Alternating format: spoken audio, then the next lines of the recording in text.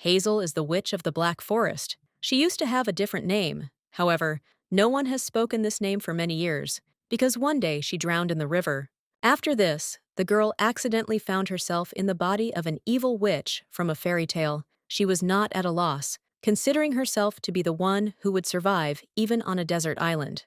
The heroine tried a lot of things and found a new hobby. She started baking cookies in the shape of people, inviting friends over and treating them. Because of the body's karma, the news told everyone that Hazel was baking people alive. She was called a cannibal. No one came to visit anymore. After some thought, she created a cookie house that was so cute and sweet that it was impossible to pass by, although it turned out a little crooked. Soon, the first person took the bait. She bit off a piece of the house, and Schwarzwald appeared behind her, offering tea. The girl ran away, screaming that they wanted to eat her. The heroine feels lonely. This reminds her of the past. Only then she had a grandmother. The woman always said that meals are important, and remembering her words, the heroine creates wonderful cakes. The day starts off perfectly, with carrot cake, apple cake, cookies of different flavors, and even a basket of buns. The only thing missing is someone to share treats with. She is delighted with her pets, her cat Daisy. The little girl tries to eat the cookie, but is pulled away, and Lady the dog, who can talk, orders her not to eat it so as not to get fat while she is in her body. In fact, they are in a similar situation as their owner. The soul of a dog lives in the cat, and the soul of a lady lives in the dog. Soul transmigration is a forbidden magic, and it is said that the real Hazel broke the ban and conducted an experiment on animals. The heroine is interested in what happened to the real witch. She knows that the world is based on the fairy tale of Hansel and Gretel, nothing more. She was constantly thinking about whether she could find the characters and play the role of a villain who would deprive them of their freedom and want to eat them. She doesn't consider herself evil. There are two children outside the window. They are eating sweets. The sister asks her brother to be quiet so that Hazel does not notice anything. It seems that these are the main characters. The story finally gets going, with Hansel and Gretel not yet falling into the hands of the villain. In the past, the girl rushed to save the child, considering that she did not know how to swim. Stupidly, despite this, she did not regret it one bit. The baby returned to her parents, but the heroine who saved her had no one to return to. Having plunged underwater, she caught herself thinking that she still didn't want to die.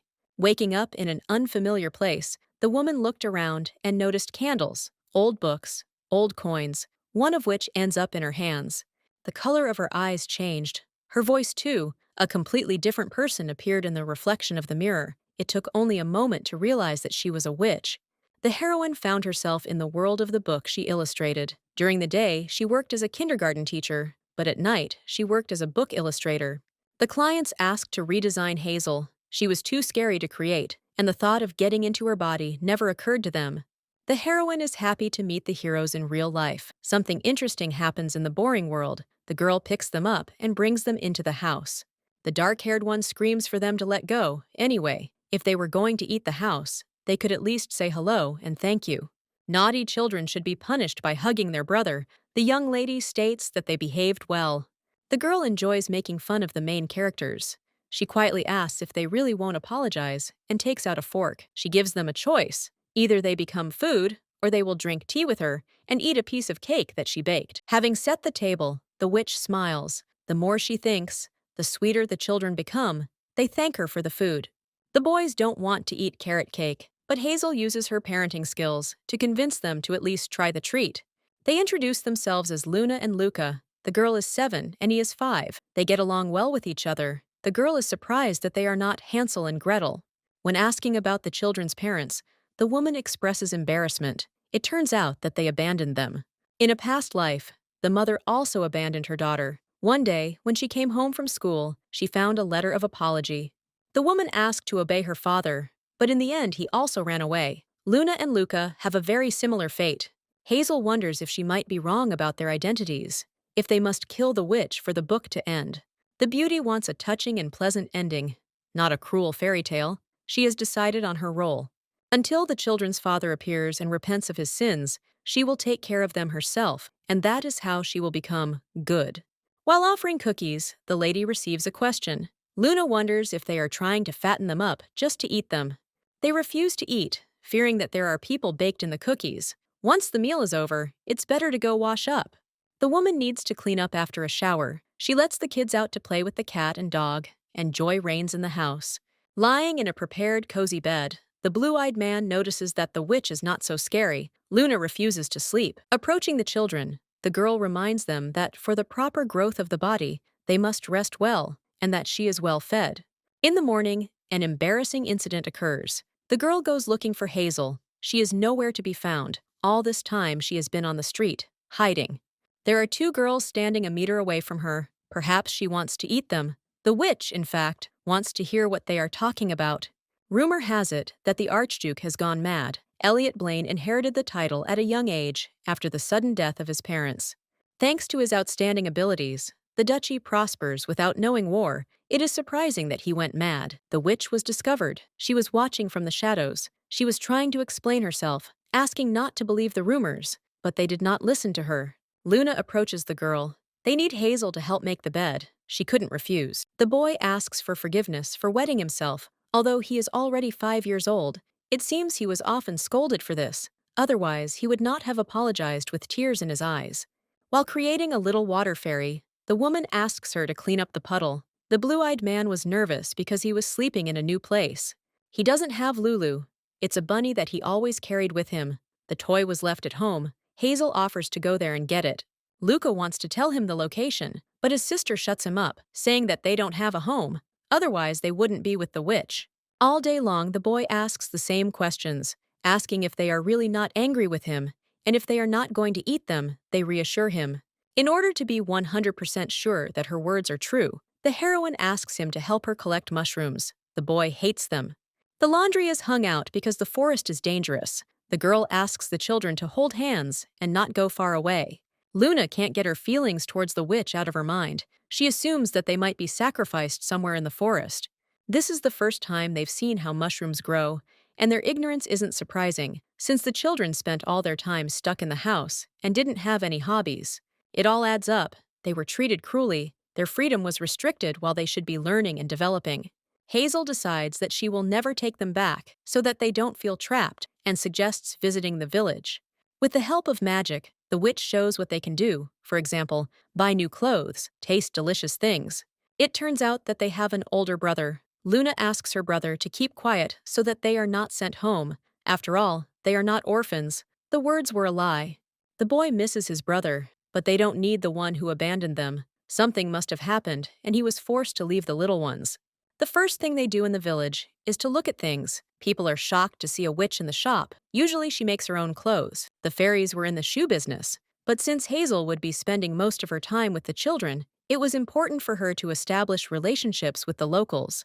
Smiling, the lady hands over the money. She wants to buy new shoes for the kids. The seller thinks that they were stolen. Hearing them whispering, Luna screams, calling the girls rude, saying that in the village they don't communicate with clients properly. They are getting ready to leave. The grandmother offers to show the goods. The children look clean and healthy. Hazel is not a bad person. Little Mrs. Hare is the color of the night sky, and her eyes are violet, as if royal blood flows through her. Choosing an image will be easy. The duo thanks her for the new things, not understanding how the witch got the money. They are interested in what she wishes for in life. The woman lies about selling jam and mushrooms, but in fact, she is fabulously rich. Someone left a whole mountain of gold in the basement of the hut. She tried to live modestly, but she can no longer do so. She needs to somehow provide for her children. Behind her back, the peasant women are talking about the Duke's reward. They say the man's children have been kidnapped. Hazel intervenes and asks what they look like, because maybe she can help. Luca screams. He sees a bunny that looks like Lulu. The girl wants to ask everything to Luna, who has disappeared somewhere. Jumping up from her place, the heroine rushes to search. She finds a little girl who is tearing an ad off the wall. She pretends that she wanted to draw and found only this kind of paper. They ask her to warn about everything next time. Wherever they go, everyone talks about nothing but the Archduke, if he only recently married, and the missing children are still small. The man's appearance is outstanding, with silver locks and violet eyes like cut amethysts. His lordship looks at the picture of Luca and Luna. He doesn't know when he will be able to see them. The boy sleeps poorly without Lulu. An assistant bursts in. News has arrived. Children matching the description have been found at a clothing store in the village of Black Forest. The day is coming to an end. The girl is planning what they will do tomorrow. The previous days dragged on endlessly. The new ones seem fleeting. Luca comes into her room. He can't sleep, followed by Luna, who followed her brother. The girl speaks like an adult. She must have had to go through a lot. Their lives were difficult. From the outside, the house seemed much scarier. But inside, the children found peace. From now on, Hazel would solve all the problems for them. In her sleep, the little girl asks if they can stay together forever. The woman nods, hoping for the best outcome. In the morning, someone came. There was a knock on the door. The green-eyed girl did not understand who it could be. A man with snow-white hair was standing on the threshold. When she opened the door, the girl never expected that a blade would be put to her neck. Hazel was sentenced to death for kidnapping. The children also wake up. The woman explains that there was a misunderstanding. Luna asks her brother to calm down. The servant passes by and calls the lady and gentleman to him. Looking around, the heroine begins to understand that the Archduke is standing in front of her. The girl didn't think that Luca and Luna would turn out to be kidnapped children. The layers of questions that had accumulated over time instantly melted away. Two noblemen, the most noble of all aristocrats, tried to stop their brother by blackmailing him, declaring that they will starve themselves. Times are changing. The kids started eating carrots because they eat everything Hazel cooks for them. Something was done to the little ones. The heroine doesn't understand what is meant. She simply taught the children not to be picky about the food they prepared, as they did before. Noticing that the sword should be put away, she is interrupted. No one has succeeded in changing the habits of the Duke and Duchess. The knights assume that Hazel has been brainwashed, and there are many rumors about Witch's ability to use black magic. Stepping back, the beauty decides to use her powers to do something with the sword that is still pointed at her neck. The sacred power confuses everyone. They shout at her. She tries to ask them to stop, because the kids will be scared. Luca can't help but start crying. The beauty will tell you everything. First, she brings a plate with carrot cake and puts a fork on it. The blonde is offered a piece to eat, to which he receives a skeptical look. Daniel is given an order, and he obeys. You'll also have to take the cake with you, so that you can conduct an examination. They probably mixed something into it to make the Duke a puppet. The gentleman calls Lunabelle and Luca, and without holding back, the witch shouts that he is no better, that he locked up and harmed the children, and constantly humiliated them. Without listening at all, the young man again orders them to go to the carriage. Hazel doesn't think this is right. The kids will be locked up again. Magic allows the door to close, even with the help of axes, but the knights cannot open it normally, because it does not budge at all. The only thing the lady requires is that the man becomes a good support for the children, changing his attitude completely. The situation irritates the Duke. The witch who devours people dares to tell him how to properly raise Luna and Luca. As soon as proof is found that she really is a cannibal, she will be sent to the chopping block. The children are screaming. The woman doesn't eat people if you help her pick mushrooms. They ask her to go with them, to become their new nanny. In a calm voice, the lady explains that they will have to go home. She will write to them. Someone from the estate will help them read the unfamiliar words. There was no reason to stay in the house. They went to the carriage. At the last moment, Hazel jumped out and asked to stop. She hands over children's things and toys. The man snorts.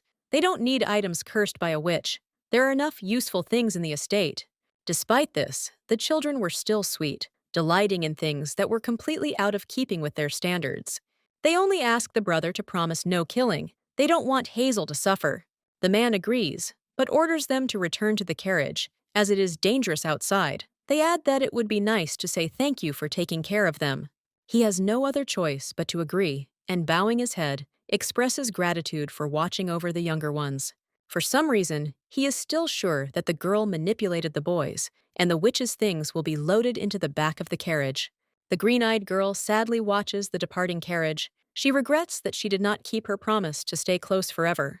The kids brought colors to our new life, but we couldn't thank them enough for that. The days will become boring again, just like before. The lady tried to hold back her tears all the time, but she had no more strength, so they began to flow like rain. If the girl is in a really bad situation, she can always ask Daisy and Lady to look after the children. They will never refuse to help her. At 5 o'clock in the evening, the sky is still clear. The owner of the crew, delivering food, does not crowd. The guys have a free 20 minutes. They take off and run away, climb into the carriage, thinking that they will be able to meet Hazel, but are noticed by their older brother.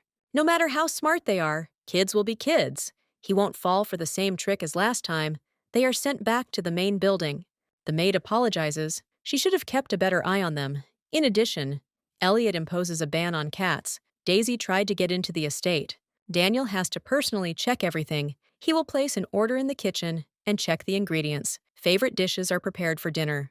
The man sees that the children are not eating. They should stop starving themselves. He, as promised, did not touch the witch with a finger. The blue-eyed man asks to give him more chocolate.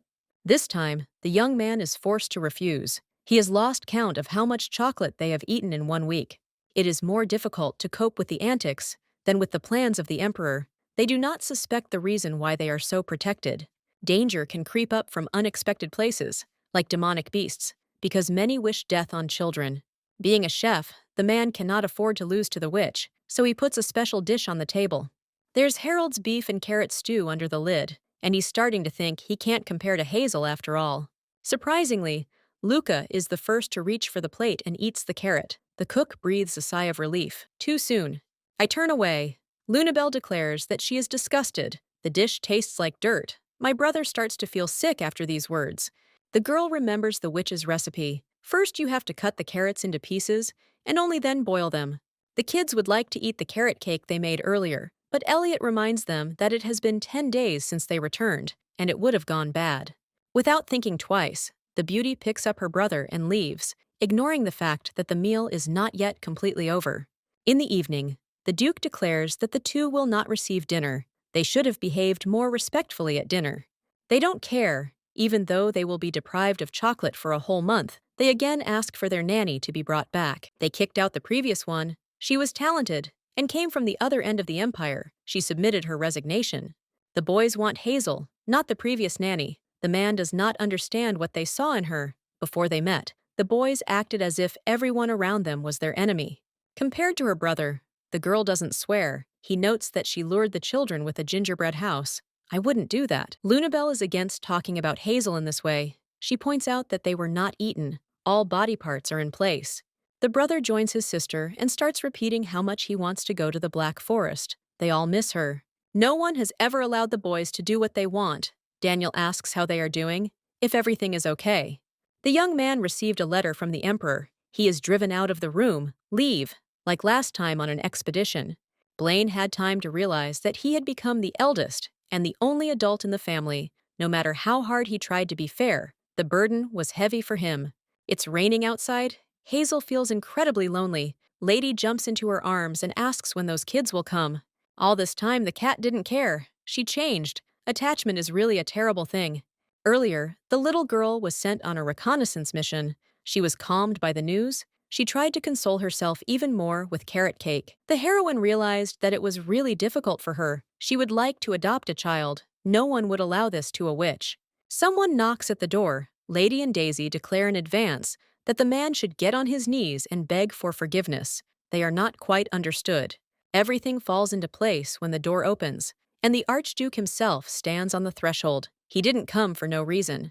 A few days ago, the young man received a letter from the ruler, who wrote that he again expected Elliot to prove himself. Not even a month has passed since the last expedition, and His Highness's problem is that from each one, the man returns alive. The man is looking through the alchemist's report. He didn't find anything. They write that it was an ordinary cake, nothing more. He's glad that the children weren't harmed.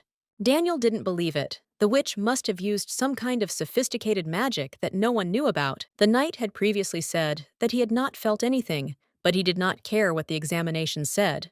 The Duke noticed other details too. The witch, who was supposed to be evil, took excellent care of the children, without wanting anything in return. It is said that she often turned villagers into frogs for their wrong views. The witch she was on bad terms with died of some strange disease. She was obviously murdered. Despite everything, a couple of years ago, she began to look like a different person. The last noticeable change. There was a week left before the expedition, so an idea came to mind. The man remembered his brother and sister's hysteria and made a decision. The girl looks at the Archduke. He has only a horse, no carriage, and of course he has no children. He is diligently thinking about something. In a calm voice, the man asks for a few minutes of his time. He is frightening. He has come too close. Having previously called her a witch, the young man decides to ask her for a favor, probably wanting her to conjure something for his benefit. Hazel turns around demonstratively. and says that she is busy and needs to go mushroom picking with Daisy and Lady. Calmness informs that everything is fine with the children. There is nothing to talk about, and she heads away. The rain quickly ended. The weather is great. The only annoying thing is the one who follows you. He behaves suspiciously. Deciding to ask the question directly, Hazel asks why she is being followed. He is busy and wants to have a quiet conversation on the sidelines. Usually the Virgo is calm. She gets angry thinking about the bad treatment of the children. It gets so annoying that the lady declares that she is going to offer the Duke's noble blood to some demon. Looking down at her feet, the heroine notices mushrooms and sits down next to them. Elliot doesn't understand why they need to be collected.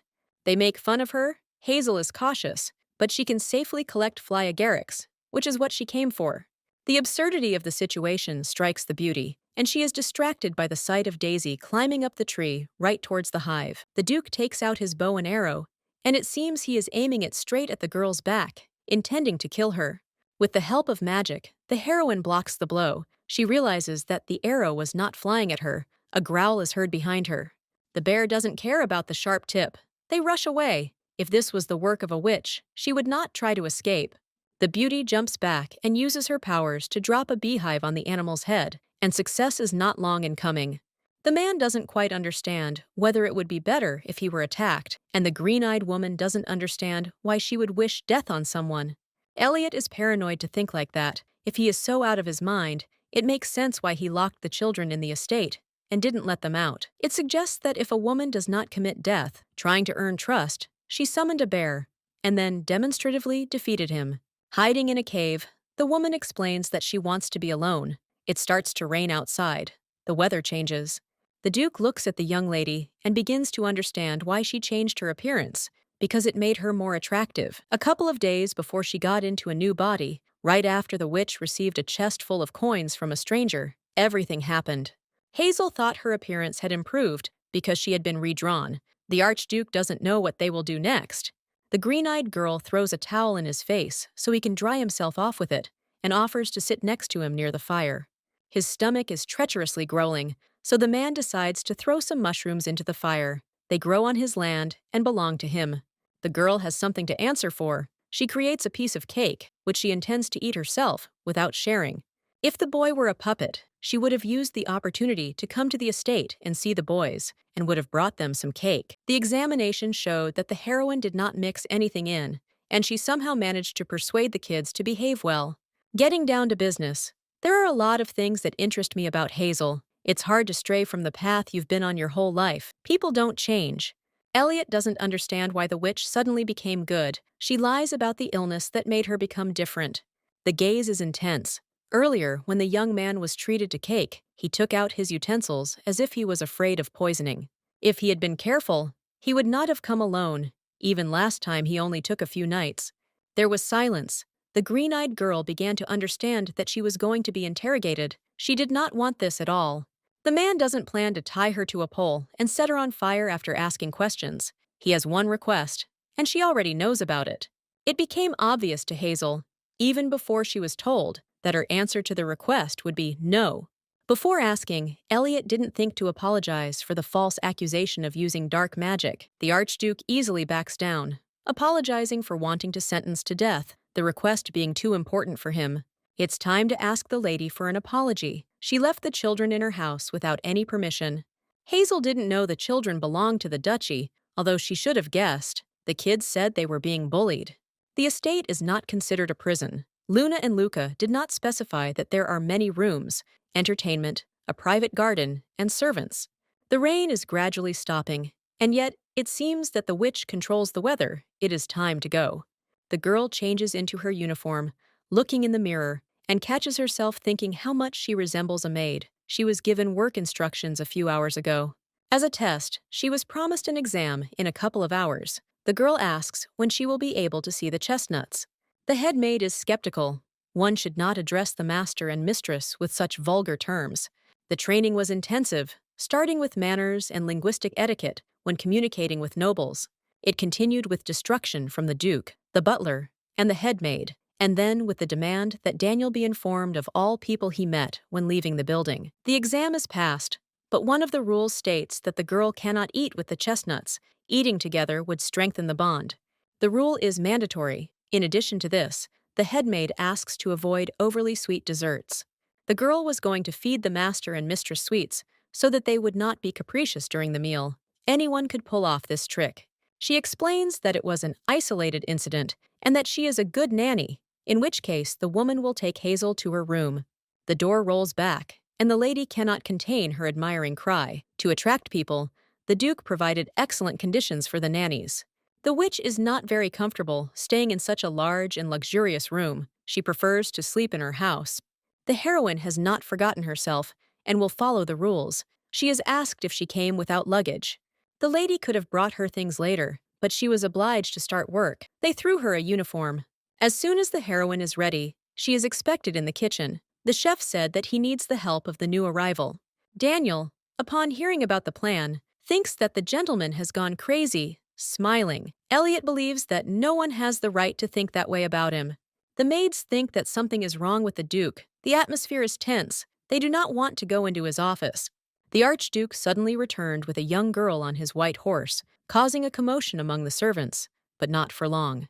It turned out that she was a cannibalistic witch from the Black Forest, and to top it all off, he said he would make her his nanny. Rumors are spreading that his lordship might have been bewitched, but Arwen doesn't think so. His bound power is too weak. He may well simply not recognize it. The man is not weak at all. This is enough to look after Hazel. For this, he will be excluded from the next expedition.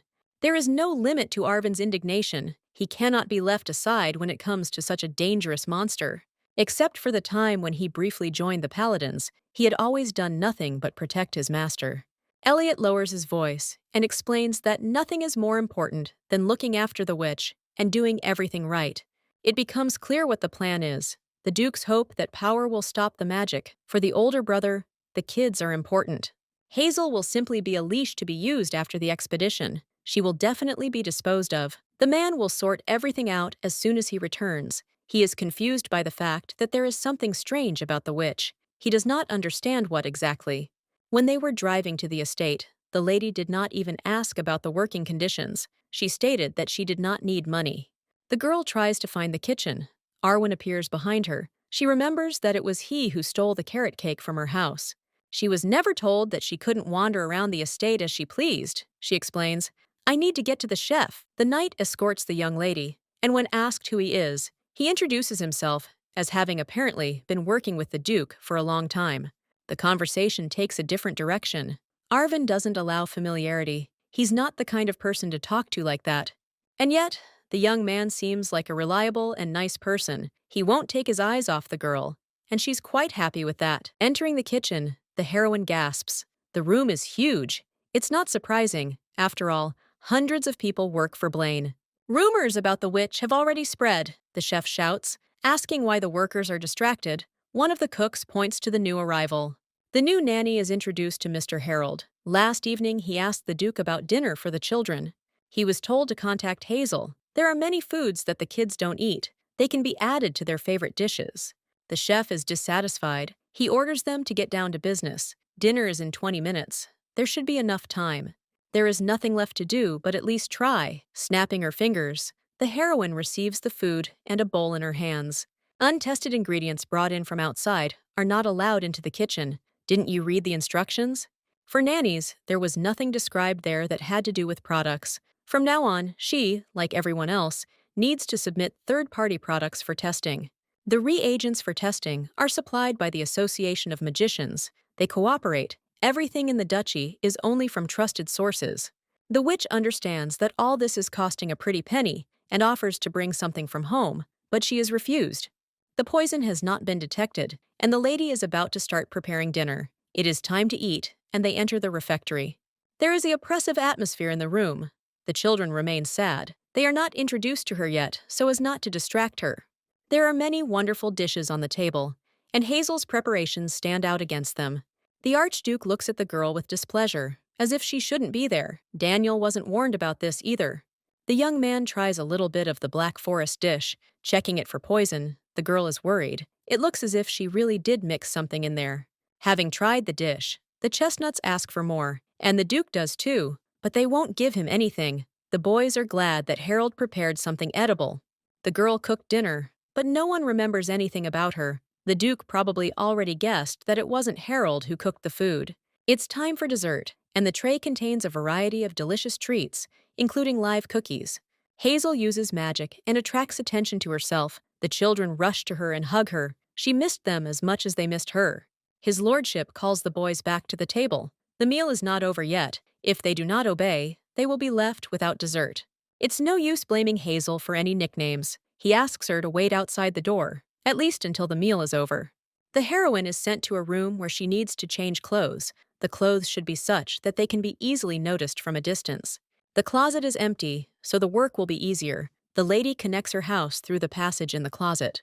Lady and Daisy jump to their mistress. They thought that something had happened. She had not come back for quite a long time.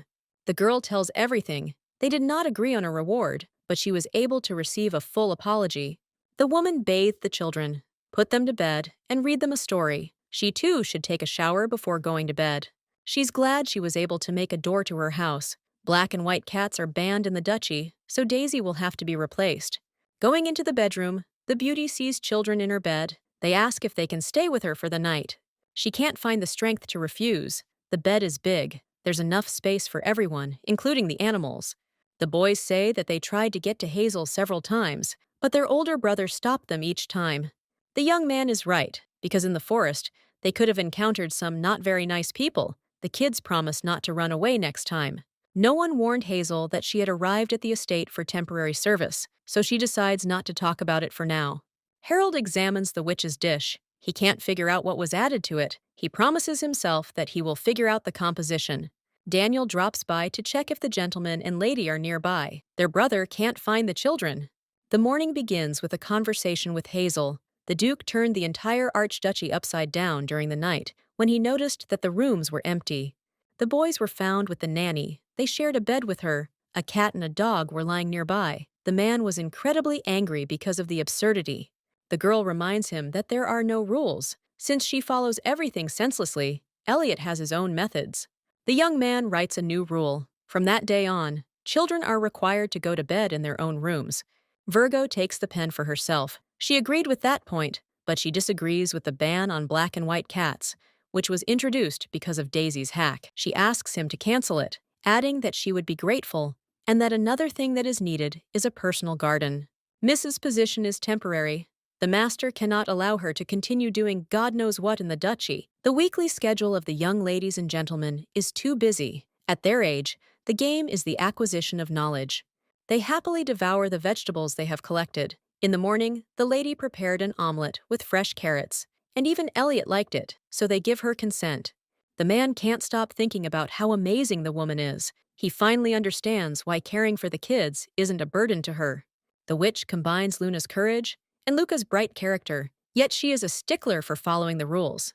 The young master should be training, but instead, the three of them came to the garden to train his physical abilities in farming. Daniel is against it. The Duke only gave permission for the plot. The guys look at each other. They are preparing for something. They scream and beg, and eventually the man agrees. But the servants around him are uncomfortable with the behavior of the nanny and the children. First, they decide to plant broccoli, then carrots. The knight watches with disdain as Luca and Luna dig in the ground. Thanks to the acquired knowledge, the children will understand how the estate's servants live. Such experience cannot be gained if they sit within four walls. They dealt with the seedlings and seeds quite quickly. The girl smiles and praises the kids. They tried their best.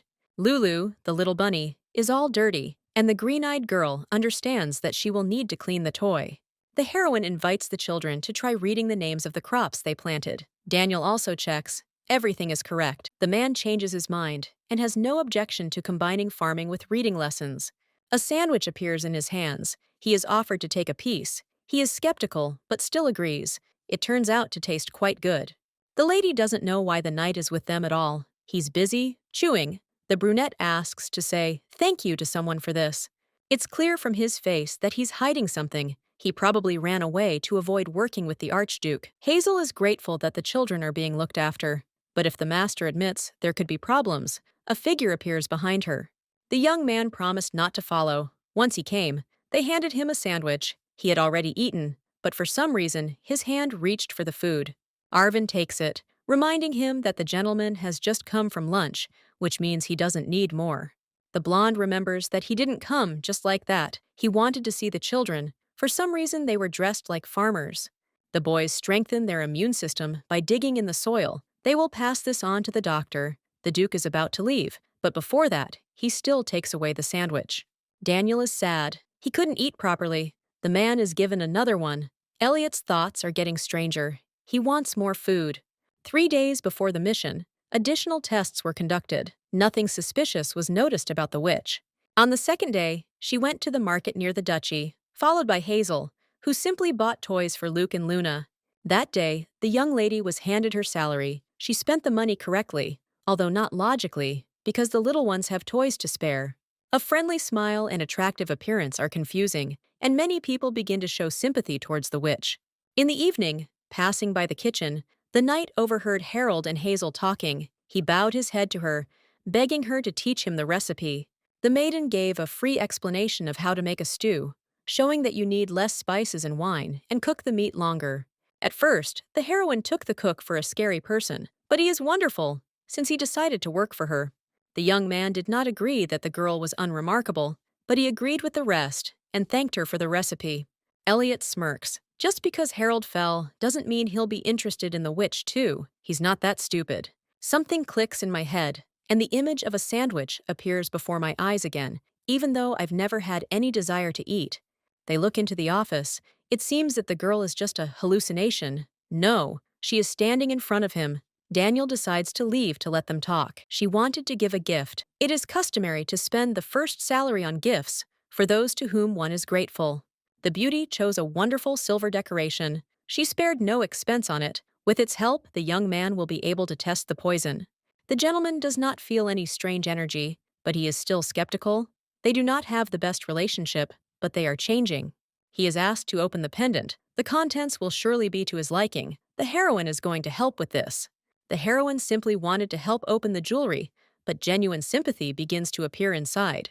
A pretty face can win recognition, but Elliot refuses it. Don't come near me anymore. Thinking that they are afraid of her, the maiden nods, opening the pendant with magic. She shows a photograph of Luna and Luca, which she drew herself. She had been drawing since childhood. The picture was too realistic. The gentleman almost thought that the children had been shrunk and trapped inside. Surely, during the expedition, the older brother will miss the younger ones. He is grateful, because even on the battlefield, he will always remember them. The Virgin admits that this is a bribe. She wants to get along with the Duke. It can be confusing. You should be especially careful. While the man would be participating in the expedition, the contract would expire. The young man did not say anything, because then the witch would not be able to cope with Luna. If they find out, it will hurt them a lot. They think that the nanny will live with them forever. She herself would not be against it. The Duke changes. He orders not to tell the children a word, not to use them to extend his contract in the estate. He doesn't understand bribes and hands over a gift. She promises that she was just joking and didn't mean anything by it. The situation is difficult. People don't change overnight. No matter how peaceful the criminal may seem, Luna and Luca won't be trusted with her. The woman comes to the boys. It's time to wash and go to bed. Time to wash Lulu too. The baby will bathe with her. The bunny smells like his mother. He is afraid that the smell will disappear. The girl sits down. She understands everything. In her past life, when she was in second grade, her mother left her, and she filled the refrigerator with food as if it were a parting gift. The baby couldn't touch the food until everything had spoiled, and later her grandmother came and threw everything out, and that's when she cried for the first time. Hazel hugs the kids. They are still very small. They probably miss their mother, crossing the line. In the future, the girl asks to let me know if there's anything to throw out. The beauty wants to show her parental love. Luca has a request, he says. Tomorrow they will ask His Highness. In the morning, the mistress and gentleman are still quite sleepy. The Bible lessons are quite boring, and studying them does not bring any pleasure. The girl opens the plate. The stew, as usual, tastes simply wonderful. Hazel's dishes are comparable to quiet evenings in front of a warm fireplace, which warms the frozen body and soul on a cold winter day. Soon, the Duke realizes that there is silence in the refectory. The children are looking at him. They are completely repeating his movements. He wants to ask the witch a question. In response, he receives a sign for silence. Grinning, Elliot decides to eat cabbage, which the kids hate. Luna, without waiting long, with a disgusted expression on her face, swallows the vegetable, and then shouts that she has won. The beauty claps her hands and praises. Taking her aside, the Duke learns about the competition to see who will best imitate his brother. Children initially learn by imitating adults. The gentleman's manners are impeccable. He was an excellent example. He will have to choose the winner, present the award, for example. Read a bedtime story. This is the nanny's job, except for when the young man is leaving. It would be great if they all spent a little time together before leaving. Elliot will try. The first winner was, of course, Lunabelle Blaine. The way she ate what she hated became a good example for all the noble children of the Empire. Luca was also a good boy. He didn't drop his fork once during the entire dinner, and he also plucked up the courage to try the cabbage. As a result, they both remain winners. Luna asks what His Highness is going to reward them with. Unable to decide on his own what to give, the young man asks what his brother and sister would like. Luca thinks and whispers in his ear. As a reward, they want to play with their brother. They invite him into the room. The game is not grand, just blankets hung around. It's time for another entertainment. The boy wants to be a witch, but his sister explains that it would be better for him to be a magician. The man thought that everything would be much worse, although it would be very humiliating for him to do something like this in front of the nanny. Luca is always trying to cuddle, and so is Lunabelle, who climbed onto my back and laughed while being rolled around. The man had not been so happy for a long time. The children were so tired that they immediately fell asleep. When they sleep, they look like angels. Elliot felt like the guys wouldn't want to spend time with him. On the contrary, they really liked him, but knowing he was busy, they didn't ask. While playing, the children noticed when Blaine looked out the window or at the clock, and they even suggested leaving early if he had a lot to do. Hazel reminds that although you shouldn't allow everything, you need to raise children with love, and there is no one to love except the Duke. The young man is not going to justify himself to the nanny. Snorting, the girl remarks that she has a magnificent painting. Would you like to buy it? He agrees to look and then decide there will be no opportunity to see. It's all in the girl's head. They say Hazel used to walk around in the guise of an old woman. It seems she has gone completely crazy since she considers an unpainted picture to be perfect. There is a type of people who claim to love, but do not show it in any way. After the expedition, the young man should change. The lady wanted to add a drop of luck to the pendant, but she thinks he won't need anything. She will pray to God for well-being. As Hazel leaves the room, she feels lighter, having said everything she planned, and the smell of soup comes from the kitchen. When they cooked with Harold, standing next to him and following the instructions, he still didn't achieve perfection. Everyone admitted that there was something special about the girl's stew. Green-Eyed also begins to notice oddities. She is the granddaughter of a restaurant owner with 45 years of experience. Since she came to another world, her skills have improved. It is impossible to know for sure whether this is the witch's ability. The main thing for her is that everyone enjoys it. The soul rejoices when everyone in the estate, including the servants, gobbles up the delicacies with both cheeks, although they initially kept their distance. There is a hubbub in the kitchen. No one knows whether it is due to magic or some kind of potion. There are no traces of any forces visible. It's time for Daniel to prepare for the sortie with the Archduke. The man is not listening. He is thinking about what traces should have been left. In any case, it is not at all safe. The young man has fulfilled his duty and asks to be allowed to take his leave. The girl appears at the door. She apologizes because she didn't want to eavesdrop. She came to check the ingredients. Before they told her anything, she runs away. It seems that since she heard everything, it's good that she left. Harold stops the maid's ridicule, asks her to watch her language. He did something stupid when he allowed the discussion. Hazel lies with her face buried in the pillow. Daisy doesn't believe her that everything is okay, because it's obvious that it is not. She is glad that at least she has pets. The Duke brought the girl with high hopes. He would hardly do anything that could harm the children. Everyone was kind to the nanny only because the Duke brought her, but in fact, the master doesn't believe her either. Even after the woman gave him a gift and cooked him a delicious meal, she continues to be suspected and feels lousy. Someone knocks. Harold is on the door. He apologizes, which is not accepted because he was simply taking care of the master's family members. The reason why the man couldn't cope was because of him. He repaid with a low act, although it was considered magnificent. Asking to raise her head, the lady accepts the apology, and she herself began to think about her hidden abilities. Hazel is considered truly beautiful, but accepting apologies in words is not quite right. They hand her a small present, 4 pieces that are in a box, obviously parts of some animals. In front of her are snake legs, and in his youth, Harold wandered throughout the empire in search of rare ingredients, and he managed to get them. The girl is given such a valuable thing, the witch will find a more valuable use for it. Besides, she clearly has a divine gift for cooking. It's quite late, the man is about to leave. Before that, Hazel offers to cook together again. They will both be looking forward to breakfast. The road ahead will not be entirely easy, but step by step, the girl will be accepted. In the morning, the kids see their brother off. Their behavior is completely different from usual. Luna is usually sarcastic, and Luca constantly cries, saying that his brother is bad. The kids are calm. They don't even ask for a gift, they just need the young man to come back and play with them again. Lunabelle is given instructions while her brother is not in the house. She remains in charge. The girl cries out in surprise. An hour before departure, the Duke discussed this with his nanny, and she asked that the position be entrusted to his sister. She will not be able to inherit the title. Due to political intrigue, it was decided to ban the appointment of women as heads of the family.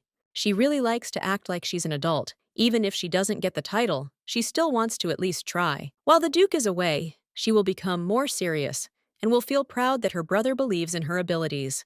The nanny was right. The young lady reacted with surprise, but with delight. She will become a role model for others. In a world ruled by intrigue and scheming, Lunabelle promises to restore justice to the house, and the Duke is pleased to hear it. Jumping on the horse, the blonde promises that he will return soon. After the expedition, he will spend much more time with the kids. At the first opportunity, the moon transforms her image. She wants to transform her behavior as well. She is going to take up chocolate distribution, although her brother warned her not to use power for her own interests. Disobeying, the brunette suggests that everyone be given a chocolate bar in honor of becoming the head. In that case, everyone in the duchy, including Lunabelle and Luca, will eat the chocolate. She acts like she's a genius. Even though the girl has started acting like an older brother, one thing remains the same. The kids enjoy eating lunch in the hut. Arwen can't get used to the closet. Only certain people can enter it. What hasn't changed is how Luna mocks others. She teases Sir Daniel and doesn't listen. Elliot always does this. She's just following his example. His manners are something to talk about when he gets back. Luke asks if they're going to eat fried rice. The night before, the kids caught the nanny on a late-night foray for food. The boys constantly ask for the same dish. No one knows about it, so the girl treats her charges. They never doubt Hazel's cooking. It's nice to dine in a small circle, and Arwen never resists food either. The little ones are sad to eat in the huge dining room. Although the girl was initially against them eating in the hut, they like to dine together. Perhaps His Highness will change it for a smaller one. Daniel suggests that they will try to convince their brother. The only question is whether he will listen. Arwen seems like a good person. When the master returns, they will definitely tell him. The lady remembers that this will have consequences. She promised that upon the young man's return, she would have to leave. She looks sadly at her charges. A detachment is moving in the west of the empire, planting a flag. The Duke points to the place where they will make camp. They need to prepare for departure in advance. The knights obey. The conversation turns to some love story connected with the gentleman. Some do not yet know that it is connected specifically with him. At every opportunity, the man looks at his medallion. His expression is peaceful. It is immediately clear that the thing was given to him by his beloved. Speculating, one of the knights suggests that inside is the porter of some aristocrat, while others think that, on the contrary, recently, a lock of hair has been placed in jewelry. In fact, Elliot misses the kids, hopes that everything is fine with them, and he wonders if the children realize how he feels and if they miss him. It's lunchtime, and being on the battlefield, it's impossible to refuse meals. The food is not tasty. It seems that, at the same time, the children are gobbling up the witch's delicious soup. The man completely forgets that the contract is ending and thinks about when he will be able to eat properly. He is distracted by a scream. A crying woman rushes to the knights, begging them to help find her children. It seems that they were kidnapped by man-eating wasps. It becomes uneasy. They feed on people. There is no doubt that they will feed the babies to their young, so that they grow faster. This gives hope that they are still alive and not eaten. Getting up, the Archduke asks his assistant to report. The reconnaissance group reports that the location of an entire swarm was found during the day. A search party is immediately ordered to be formed, and Elliot will take care of the children personally. He jumps on his horse and leads several people from the detachment right behind him. Traps are set near the suspected hive, and then, pointing their bow and arrows forward, The knight strikes the hive and orders fire to be opened, from which a swarm of wasps flies out. The operation is a success. All the monsters are killed due to the fire opened on them, and soon the children who were previously kidnapped are found, except for a couple of scratches. Everything is fine. His Highness takes the babies in his arms and is just about to go to their mother when someone shouts at him to move away, because the last wasp that did not die after all appears behind him.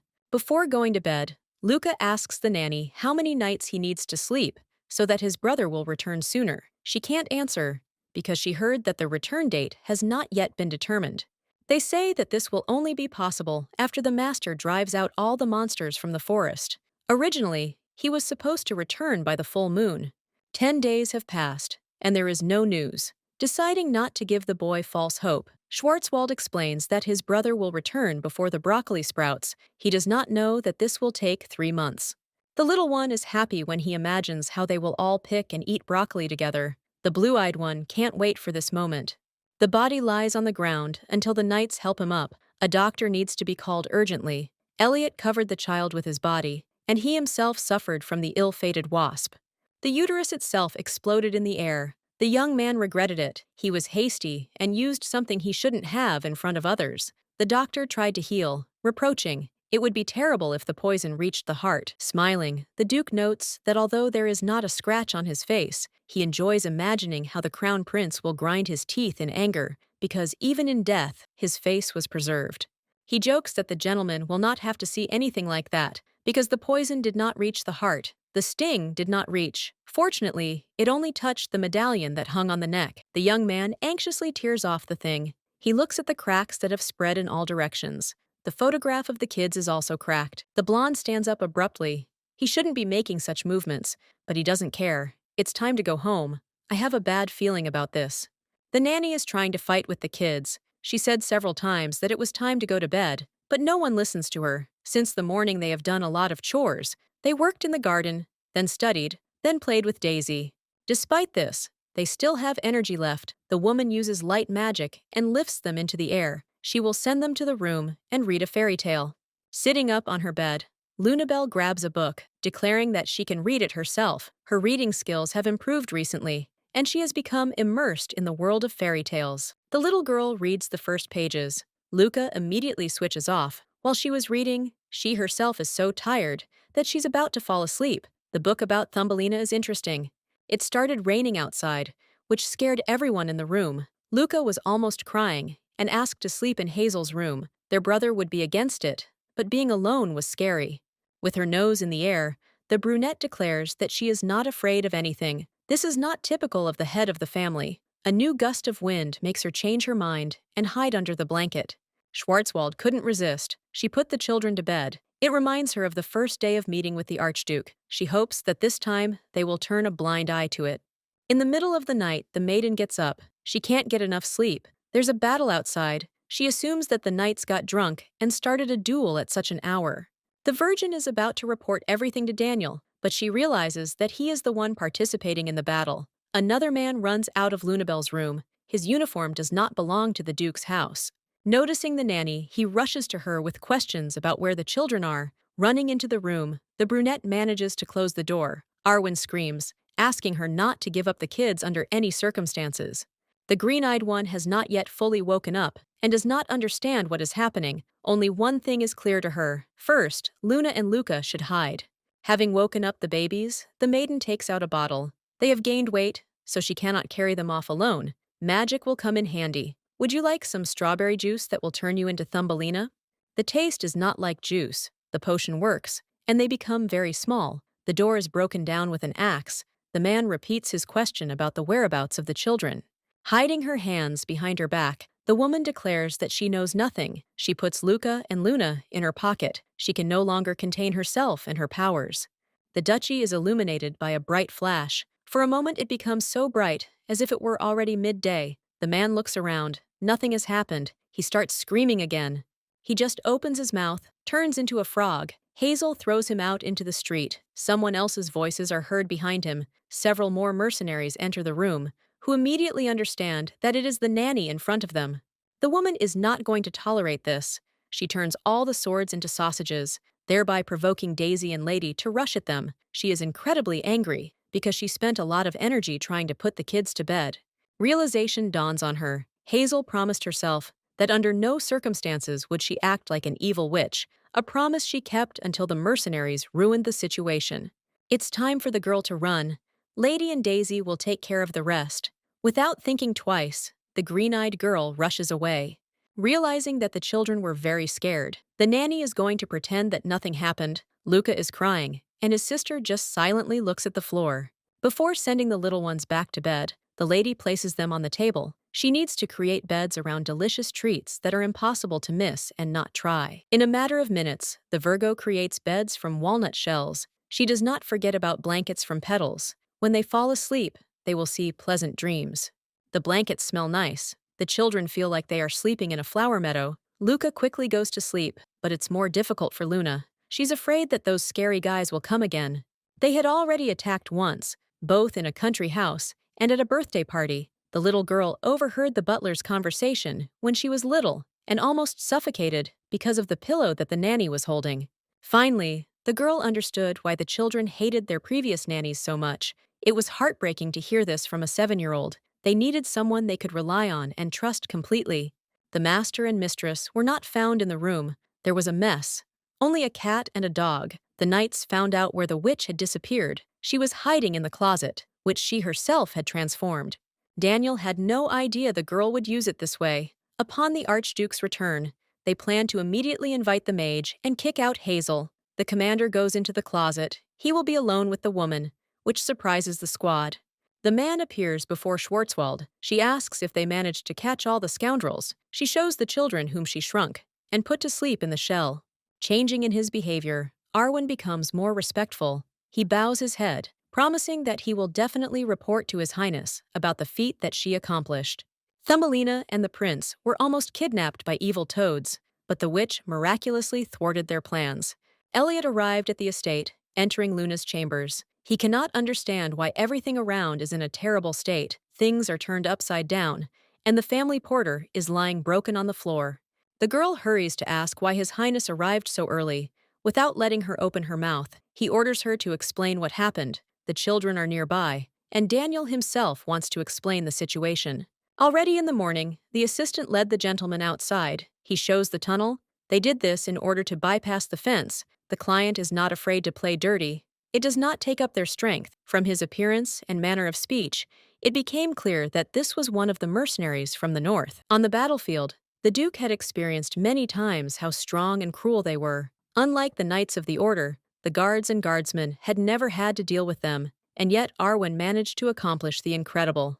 He would like to accept the praise, but the credit is not his. If the witch had not been nearby, the squad would have stood before His Highness, not knowing what to do with themselves from shame for not being able to protect the children. I wonder why the young man managed to arrive early. The campaign against the monsters isn't over. He temporarily left the army under the command of his deputy. Intelligence didn't report the attack. The gentleman figured it out himself. The witch managed to pack her things and move everything with the help of magic. The green-eyed one feels terrible. She suggests that it is better not to say goodbye. The children will be sad. She suggests that she can leave a letter to explain. Elliot came into the room. He wanted to apologize for his behavior a little earlier. He rushed to conclusions and blamed the savior of Luca and Luna for everything. He does not know how it would be more appropriate to thank her for her help.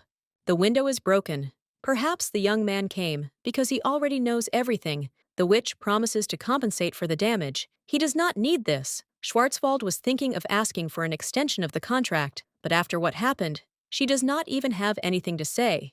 The beauty thought that His Highness had delusions of grandeur and problems. Luna told her something that completely changed the concept. They tried to attack her repeatedly. It would be better for the mercenaries to attack openly, rather than stealthily, so that at least they could fight back. The witch hadn't heard the rumors, but Elliot's parents hadn't died of illness, as they pretended. They were in excellent health. There was no reason for such a sudden death. No poison was found. The lifeless bodies were found in Luca's room. He had recently turned 1 year old. The cause of death is unknown. So many years have passed, and nothing has been found out. The young man suspects that the murder was ordered. Being an immature 17-year-old boy, he was unable to protect them.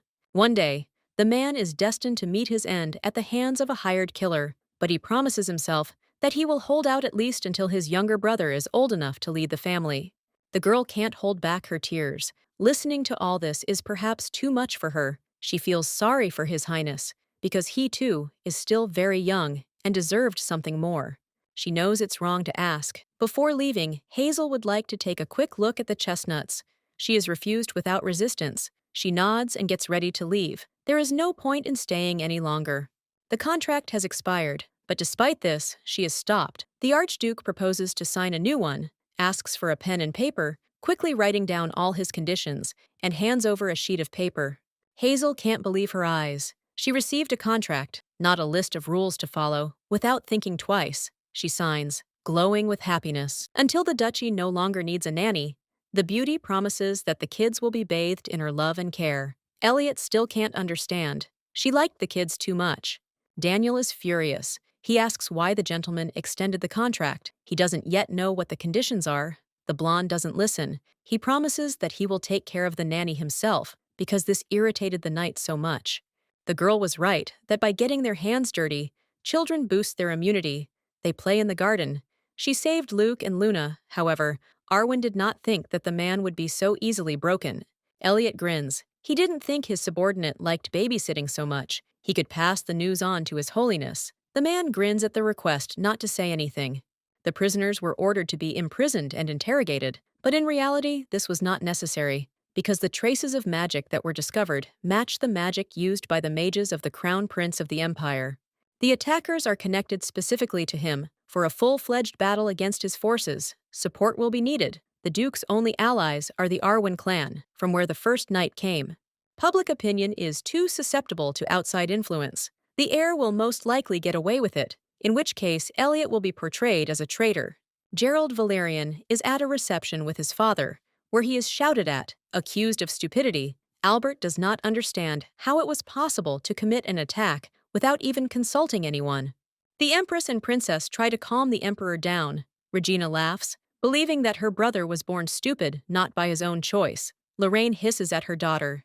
The ruler toiled all his life to achieve at least something in this matter, but his son decided to ruin everything. Albert's ex-wife was a dark magician. With her help, the man secretly got rid of the heir to the throne. He even cast a curse on his family, preventing them from having a second heir. Everything went wrong when his wife died suddenly, and she could no longer help. Nobody wants to see Gerald as their emperor. He was chosen instead of Regina. It would be worth proving that the decision was made correctly. Albert knows that his son is compared to Elliot. The ruler had to refuse to nominate his daughter for the position of empress in order to prohibit women from inheriting the title and to interfere with the Duke's plans with Luna. But a third was born, this time a boy. Blaine was constantly sent on various missions so that he would finally die, but he always returns victorious, alive and well. Regina is released, and Lorraine too. The conversation with his son will drag on. The girl tells the Empress that she is worried that Gerald has really gone crazy. He has nothing to boast about except his pretty face. She addresses the woman disrespectfully. I completely forgot that you are no longer a servant. The lady is shaking with anger. She closes her eyes to this. It is enough that she managed to at least persuade her husband to deprive her of the right to inherit the crown. She would force Regina to repeat her mother's fate. All this time, the emperor himself was covering his tracks. If rumors spread, the whole family would come to an end. Gerald screams that he thought the witch would help them. She was on their side. He wanted to kidnap the boy with the help of a witch. He did everything to find out the location of the relic, which is kept by the Archduke, in which a powerful sacred power is hidden, capable of bringing the whole world to its knees. The prince should have known that the girl was always only on the side of money. She would never help those who did not pay her. Hazel came to check on the kids and how they were doing in the garden. One of the sprouts had grown a lot. The girl used up all the broccoli when the kidnappers attacked, so she planted something else. Rushing to the Duke, she asks him not to tell the children anything. Understanding at a glance, the blonde nods and explains that the soil was fertilized and the broccoli was given some treats. The heroine has just returned from the gardener, from whom she took everything she needed. The roots are eating the fertilizer. The children still don't understand how the structure works. Luke is given something tasty. He also wanted to eat fertilizer. At the last moment, they managed to convince him. For lunch, there is tonkatsu, a wonderful dish, which the Duke is skeptical about. Standing up, the girl picks up a plate containing a sauce that is specially prepared from crushed sesame and peanuts. Elliot is still against cabbage. Even poor people won't eat it unless they are dying of hunger. Lunabelle reminds them that they shouldn't be fussy at the table, and Luca joins in, reminding them that they need to eat everything that's prepared, as his brother taught them this, but he himself doesn't follow the rules.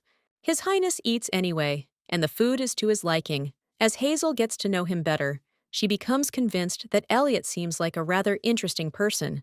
The man not only allows the young lady to leave the closet, but also allows her to go into his house. The downside was that from time to time, the young man's character made itself known. He is not exactly a pleasant person. Earlier, the girl offered to eat at her place once. At first he refused, but then he agreed. She asked him to check how safe it would be for them there. After dinner, the man did not want to admit that he liked everything. The girl was glad that there were no servants around, only a pleasant family atmosphere, until she was reminded that the nanny was not a member of the family. She didn't care. The air in the dining room of the Archduchy was too heavy. The room is huge, definitely not for 3 people. The children consider eating a dreary and unpleasant activity. The blame for this lies squarely on their older brother. The man remains silent. He does not agree with what was said. However, he is ready to eat in a smaller room for at least a week. The green-eyed woman enthusiastically promises that he will not be disappointed. As a token of gratitude, he is given a candy. Lately, work has been tough. On the monster hunt, the young man achieved what he set out for. Before he knows it, he'll be sent on another expedition. Luna has repeatedly said that she wants to attend the ball at the palace, but it seems the young man is against it. He doesn't say the reason. What's more important, he doesn't understand why Hazel talks to him like he's a little boy. The man seemed to notice that Schwarzwald was feeling sorry for him. She was about to leave when she stopped. Blaine wanted to add another rule to the contract, and a parchment and a quill appeared in his hands. From now on, physical contact with the employer is prohibited. Previously, the girl almost attacked him. The situation was urgent, and she could not control herself.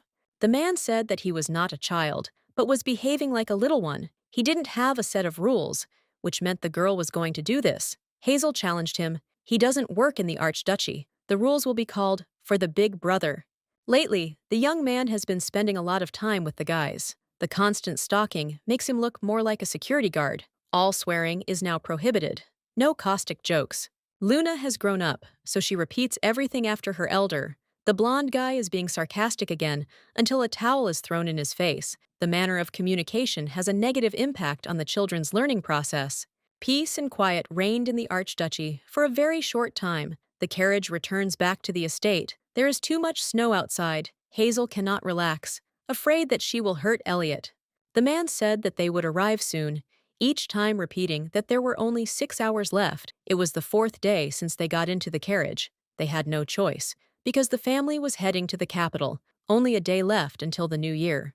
The rules are that on the first day after the new year, all the high aristocracy gathers at the Imperial Palace for a large celebration known as the New Year's celebration. For safety reasons, the children couldn't even go outside while they were traveling. The woman suggested writing a story, at least to have some fun, each adding 1 sentence to the story they had started earlier. The Black Forest begins. A long time ago, in a dark forest, there lived a husband and wife, and they had a son and daughter, Hansel and Gretel. The family was poor. The parents abandoned the children all alone in the forest. The Duke intervenes and continues by saying that the man and woman were reported to the relevant authorities for failure to fulfill their duties. This is just a fairy tale. It is too harsh. Luca begins to cry. The plot does raise questions, and Hazel was curious about what Hansel and Gretel would look like if they were created by people from a reimagined world of the same fairy tale she was telling. Luna wants to be next. The children didn't want to live with their parents anymore, so they left home. The brother nods. They met a witch in the forest, and she gave them a delicious carrot cake, and then they all lived happily ever after. Realizing that the game has gone wrong, the brunette turns away and suggests choosing something else. At that moment, the coachman announces that the characteristic clatter of the Yeti is heard nearby. They are nearby. There are supposedly only 2 to 3 of them. By order of the Duke, they are calling Victor, and the carriage will be sent away somewhere far away. It will not be difficult to deal with them. The miss and the children will remain inside while Elliot decides everything. As soon as the young man draws his sword, A bright light illuminates everything around. This is an aura or sacred power, more like a barrier. Hazel understands that she will not be able to get out if her help is suddenly needed. The green-eyed girl feels angry. The children understand everything and calm down. Blaine promised that he could handle everything easily. There was no point in doubting. The brunette also believed him. However, it was difficult to fight two Yetis of enormous size at once. The girl can't take her eyes off the battle. Luca and Luna continue their word game. She gets the word see because the last one is interest. She chuckles, wondering if the Duke was always this cool. Soon, several knights arrive and help deal with the aftermath, which takes much longer than dealing with the monsters, and His Highness is finally more relaxed. The children jump out of the carriage ahead of time. The barrier does not stop them at all. Hazel cannot get out. The sacred power is in the way. She asks the coachman to call the children back. When Elliot broke into the witch's house with his subordinate, she felt the same power. Holy and magical powers are similar in nature, but their action is directly opposite to each other. Those with holy power can pass through the barrier. Those without energy cannot pass. Hazel will not be able to use magic while they are on the road. Fortunately, nothing else is threatening. The Yetis were simply hungry. That's why they attacked. The maiden turns and meets the Duke's gaze again. She freezes because she feels the carriage shaking. There are more Yetis on the roof. They all rush forward at once. If the horses run away, she is finished. The heroine feels that this will not end well. The knights did not have time to pick up their weapons. The monster will smell blood and rush towards the children. Only the witch can fight him, having sunk her claws. The monster was distracted by the sacred power. Without wasting a second, the woman uses magic. She calculated, provoked an explosion. She saved the children. The carriage flies down the cliff. She is not afraid. She hopes that she will return. The main thing is that it does not fall on the rocks. She was lucky.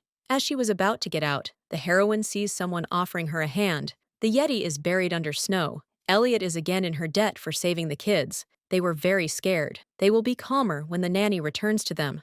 The man helps her up. Nothing happens. A scream comes out of her throat. He didn't pull hard enough. The nanny seems to have twisted her ankle. She won't be able to move herself. She doesn't know healing magic. Because of the holy power, the girl was unable to get out. It seems that everything was lost. And she calmly comes out. The horses ran away when the reins came into contact. The only option is to carry them in her arms. The woman claims she's incredibly lucky, that there's no ban on physical contact with the employer. The blonde guy won't add a ban on making fun of the employer, but he still gets her up. The girl almost falls. It is better to clasp her neck with her hands, otherwise her face will hit the ground. She has never been carried like this. This is the reason why she did not understand what to do next. The young man's neck is red from the frost. His shirt is not completely dry. They ask him why he is without a jacket. Hazel carefully tries to straighten his collar. She has already been asked not to treat the Duke like a child. The lady, as if she is not afraid of anything, since she behaves as she pleases. They are almost there. The knight is calming the kids. It is cold outside, so a cape is thrown over their backs. Luna turns first and sees her brother holding the girl in his arms. The little girl asks what's going on, and when she hears about a leg injury, she immediately orders a doctor to be called to have him examined. Elliot isn't in any pain, and he'll never admit it if he gets hurt, so as not to worry the children. The girl doesn't need this. She heals her ankle on her own. Everything has already passed, and she gets up with ease. Hazel is asked to sit with the children in the carriage. The repair of the carriage will take some time. The knights report that they will go ahead to the village. They will return as soon as they complete the full repairs. They will have to spend the night nearby. The Duke lets go of Hazel's hand and asks them to leave. The young man was already quite grown up. When he returned from the raid, a rumor began to spread that he had broken ribs. Upon hearing this, they brought him a healing potion, which he did not refuse, but asked to keep everything a secret. The young man is coping with the role of an adult. After the death of his parents, he did everything in his power to make everything good, but something about the brunette is bothering him, and he seems very lonely. There was a tavern nearby. All the knights were inspired. They were served food. Luke did not eat. He asked when their brother would come. He was hungry, but did not want to start the meal without a full complement. The desire to share delicious food with another person is true love. The girl tries to explain that Blaine went to talk to the innkeeper, said that they can start without him, so that everything doesn't get cold. The children cannot be left alone for a second. Lately, they have been eating excellently, both what Mr. Harold has prepared and something new, like in a tavern. They have tasted all the delights of the variety of tastes and textures. Finally, Elliot is free. He comes in and immediately asks how the children are eating. It's snowing outside. Victor declares that the gentleman is obliged to have a drink with them. Hazel is also offered, and she refuses because she doesn't know how to drink in moderation.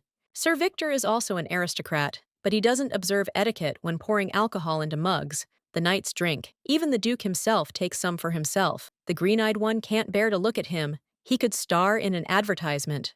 The young man is covered in snow. The lady thinks she could shake it off. The ban on touching is not lifted. She tries to blow it away, turning sharply. The blonde man menacingly asks what she is doing. Still, having decided to take pity, he takes off his outer clothing. He is not going to thank for the help. They should be grateful to him for allowing the snow to be shaken off his clothes. Luna claims that Daniel should have seen this. Arvin is not around. According to the owner, the Supreme Pontiff's motorcade was attacked by Yetis at night. The knight was sent to check how serious the situation was. He was sent because of his direct connection with the temple. The man had previously served the pontiff, worked as a paladin, and those holy powers that the maiden had previously felt in the carriage and in her house belonged to him. Everything falls into place. Elliot asks not to tell Daniel about this. Sometimes he forgets that the witch herself is in front of him. She does not judge, because she herself often forgets about it. The powers seem alien. After dinner, it's time to go to rest. The guys get up in search of their room. The maiden opens the room and immediately closes it. The Duke stood in front of her. She embarrassedly asks where they should go. The housekeeper informs that as far as she knows, all the other places are occupied. They will sleep in one place. She is surprised, asking if they wanted to put their son and daughter separately. The man is the angrier of all. It's understandable with him, but the nanny doesn't look like the children at all. The green-eyed one is calm. She thinks that it was impossible not to take them for family, considering that there were children with the adults. The girl understands that her clothes stand out. They specially made something for her that differs from the servants' clothes. They sewed a lot of dresses that would be too much for a noble lady to wear. Nights pass by. They will sleep in a room a little further down the corridor. The heroine asks if they have a free place. Then they declare that they are ill, snorting. The Duke takes them and leaves. Luca is almost asleep, but Luna refuses. She wants to celebrate the new year. But while putting them to bed, the heroine thinks about what to cook for herself. Since she got to the new world, she celebrated the holiday with Daisy and Lady. Virgo misses her animals. Although they are most likely having a great time with the butler, free time is a rare occurrence, so the heroine decides to learn spells. The last chapter of the book is Sensory Transition. The degree of difficulty in performing this magic depends on the level of complexity of the object on which the transition is directed. There is too much information. Everything is swimming before her eyes. She almost falls asleep when she hears a loud crash behind the door. Throwing it open and running out onto the veranda, Hazel freezes. Angels are flying in the sky. The Duke comes out and says that this is a good sign. It seems that His Holiness is safe. The pontiff sent them. The lady remembers that he had such abilities. In the morning they will go to the capital. The heroine asks if the man is afraid for the children when the knights are sleeping. The blonde explains that there is nothing to be afraid of because he is nearby and the witch is too. Everyone is asleep. This moment cannot be missed. Elliot comes back in and comes out with a bottle of wine. He pours some. The nanny is no longer at work. No excuses. The brunette agrees. They congratulate each other on the new year. The drink has an incredible taste, containing not only wine, but also apples, cinnamon, and other spices. It brings a smile to the girl's face. The first alcohol she's ever tried turns out to be wonderful. The amazing thing is that Hazel knows a lot, but at the same time she doesn't understand simple things. She is an amazing person. Just thinking about her makes your head spin. The Curia, headed by the Supreme Pontiff, is located among the steep cliffs. The ceremony is traditionally held in the capital, accessible to all aristocrats, in a noisy and festive atmosphere. The heads of all the high families gather together. Everyone who has gathered to meet with Her Holiness passes through the main gallery. There was an order that the nanny with the children should enter the hall first.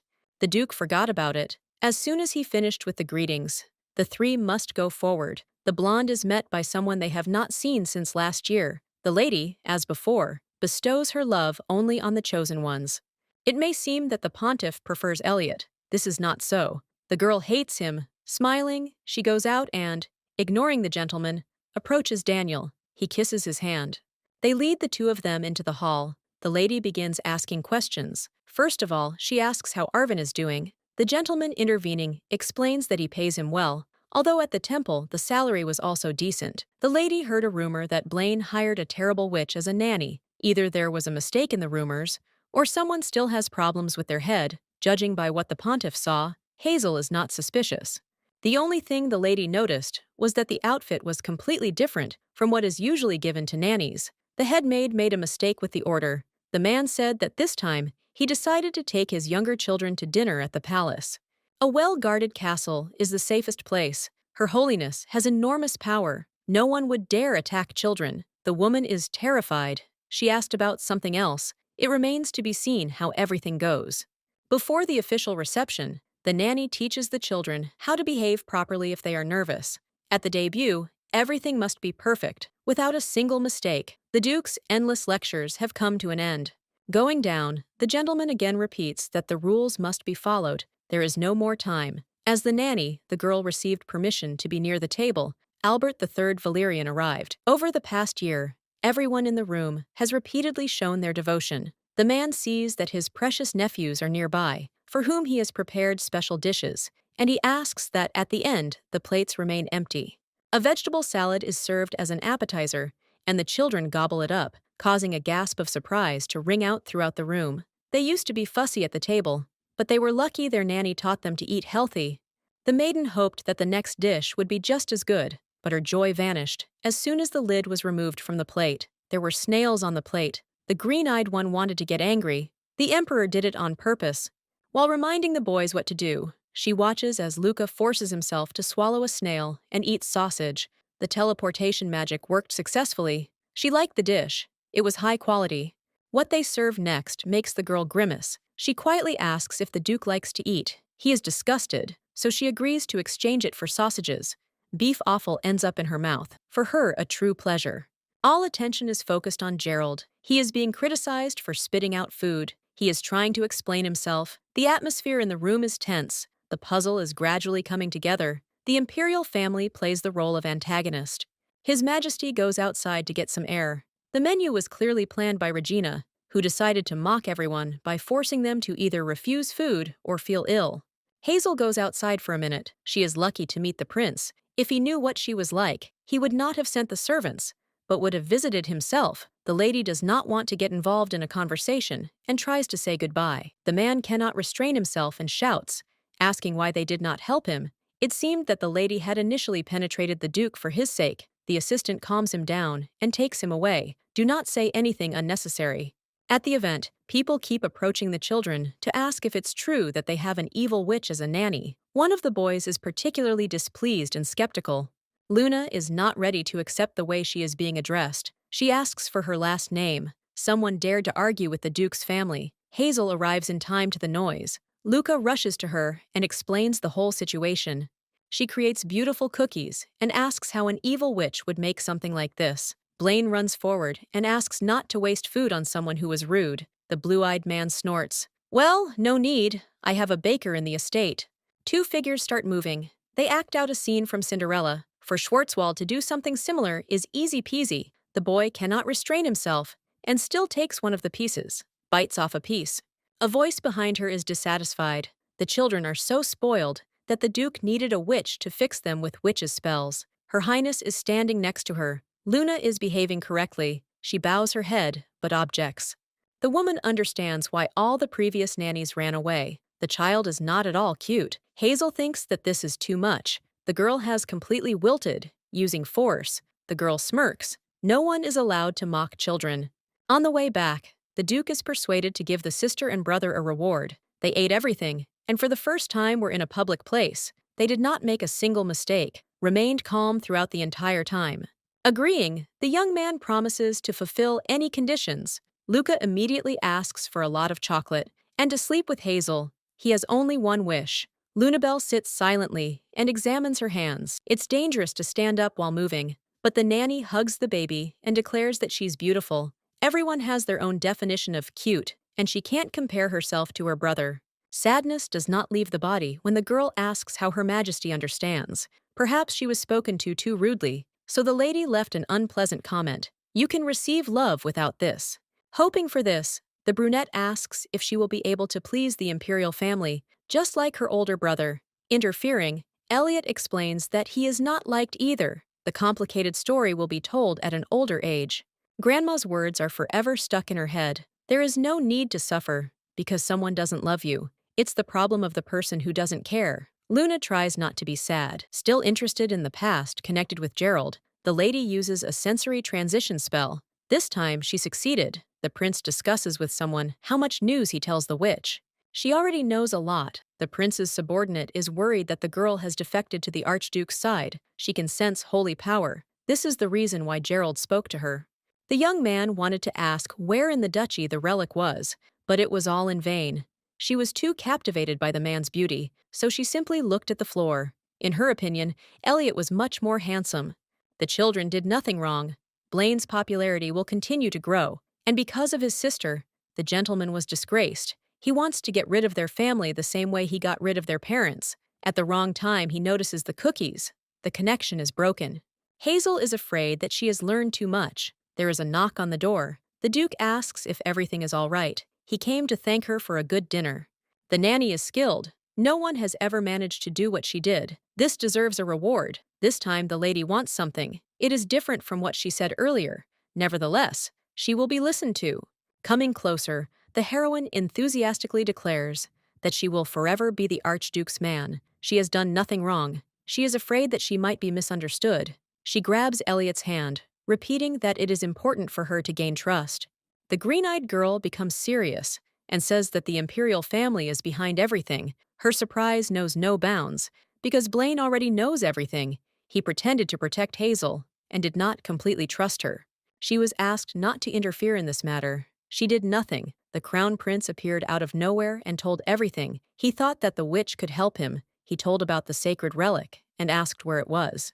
There is nothing like this in the duchy. People from Gerald's chamber attacked based on rumors, even during the life of the Duchess, constantly trying to find out if there was a relic among her jewelry. She was a saint.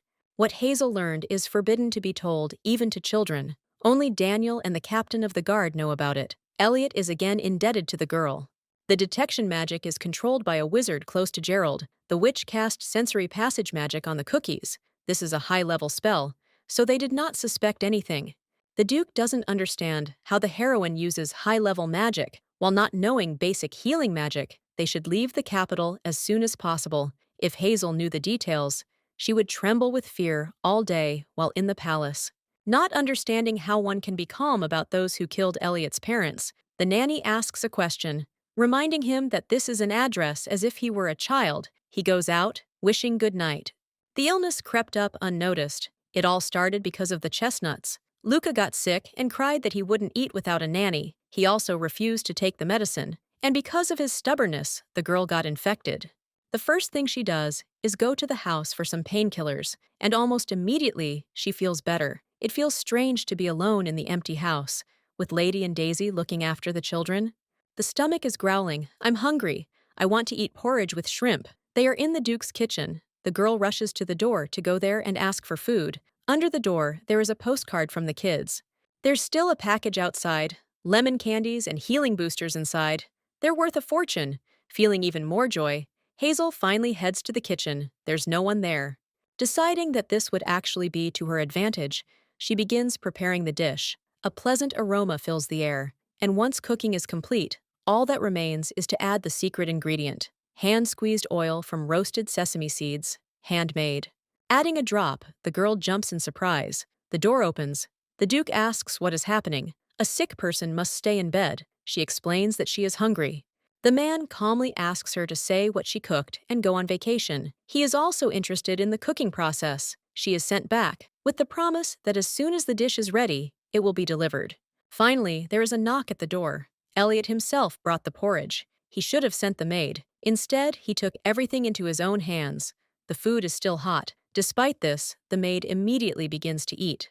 This dish was always cooked by my grandmother, so the best memories are associated with it. The Duke also remembers how his mother made him soup. To try it again, he would have to get sick again. When asking about the ingredients, the girl remembers everything. She hopes that the man will not feel bad, but if something happens, She promises to make him soup. After finishing her meal, Hazel feels relieved. Checking her forehead, Elliot realizes that the girl still hasn't taken the medicine. It was he who brought it. The nanny is taking care of others. It's time for her to accept help, too.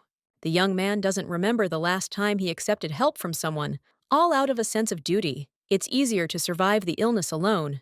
And wishing for a speedy recovery, he leaves. Time flies. The illness subsided, and as a month passed, a stork flew to the girl, bringing mail. A few days ago, Luca asked how children are born. He was told about the stork. Luna countered, being older. She stated that babies were made when a man and a woman slept together, imagining this happening to Elliot and Hazel. The letter the messenger brought contained an offering to the Annual Association of Magicians.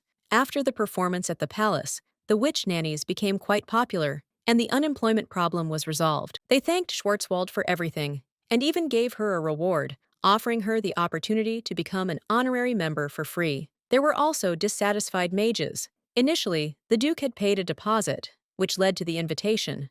The children arrived and immediately started asking to go on a picnic. They took everything they needed with them. Elliot was also with them.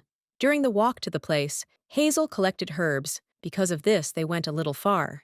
They are happy. Luke sees a flower he has never seen before. Elliot allows him to go pick it, but asks not to go too far and not to get lost. The weather is beautiful outside, and on the way back, Hazel is asked to make a wreath. The maiden creates a wreath and also a ring. She feels the Duke's strange gaze on herself. Turning around, she asks if he has any business. He usually has a lot of paperwork in his office, whole mountains of documents. Always answering that he trusts the nanny, the man still came to spy. He denies that it is completely useless. He says that he wants to spend more time with the younger ones, but all he does is spy. He came to protect the boys, like a guard. The forest is dangerous in that case.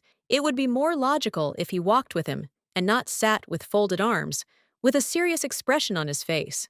The young man asks, "Don't you like me?" She didn't mean it that way, teasingly. He asks if she likes it. Realizing that the situation is not entirely comfortable, the lady looks away, and no longer trying to justify herself, calmly replies that, as a duke, he is a good man. It started to rain. I had to hide in the nearest place, which turned out to be a strange, half-destroyed place. The clouds were too thick, most likely. This was not a short-term rain. The drops were larger. Hazel was the wettest of all. The young man threw his outerwear over his trembling shoulders. The place is somewhat reminiscent of the main temple. Lunabelle suggests playing pontiff. Luca asks what the pontiffs do. They mock the cousins. Giselle is Elliot's cousin. They hold funeral services, a charity ceremony, and also hold wedding ceremonies. The girl proposes to make Blaine the groom, and Schwarzwald the bride, declares them husband and wife, and asks to kiss as a sign of an eternal vow. She doesn't agree to a handshake or a kiss on the hand. It's child's play, they can refuse, but nevertheless they get closer. The rain saves the situation. It's over, they can go out. The lady can control the weather. She succeeded for the first time. The boy asks if Schwarzwald would like a younger brother or sister. If she marries the Duke, they will all become a family. The man puts an end to the conversation by saying that people like him would never marry a witch or a nanny. Marriage among aristocrats is a political tool. People usually marry not for love, but according to contracts between families. Blaine is marrying by contract. Like everyone else, their family needs the support of others. Hazel agrees with this. She also does not intend to marry, and especially not the Duke. The children are unhappy. Although in her place, Luna would not marry such a man. She thinks the girl likes Elliot when he fought the Yeti. Looking out the window, she froze, asking if he was always so cool. Her face turns red. The girl is asked not to tell anyone about this. A letter arrives from the Crown Prince. Everything is going according to plan. He will take part and be present at the ball. It is hard to believe that the main character will honor it with his presence. At this point, half of the plan will be completed. Daniel is confident that they will finally be able to stop the Imperial family, who are so diligently trying to find the sacred relic. Looking at the green seal on the Imperial letter, the young man remembers Hazel. In fact, the event is organized to find a suitable match. Many already think that the gentleman is late. It's an excuse to maintain his reputation, but Daniel advises taking a closer look. This is also a great chance to put an end to all the rumors that the man is having a relationship with a witch. If the rumors spread further, it will have a bad effect on the marriage negotiations. Hazel should be kept away during the ball. Elliot nods. There was no need to say anything. Because he already knows everything, the main characters arrive on time. Gerald is, of course, the first. When the gentleman first met Schwarzwald, she assumed that he was the children's father. He didn't look that old. He just skipped meals and suffered from lack of sleep. It was better for him. He would easily find a partner. The crown prince greets the duke with a handshake. Behind him stands the one who should be introduced. Smiling, the girl says that her name is Bella Monette. Bowing, they kiss his hand. Hazel was heading towards the children when she was stopped by three strangers. One of them immediately began to angrily accuse the witch of being up to something and daring to approach the duke. She would never become his wife. The title belonged to Bella. They are ready to tear her to pieces for any little thing.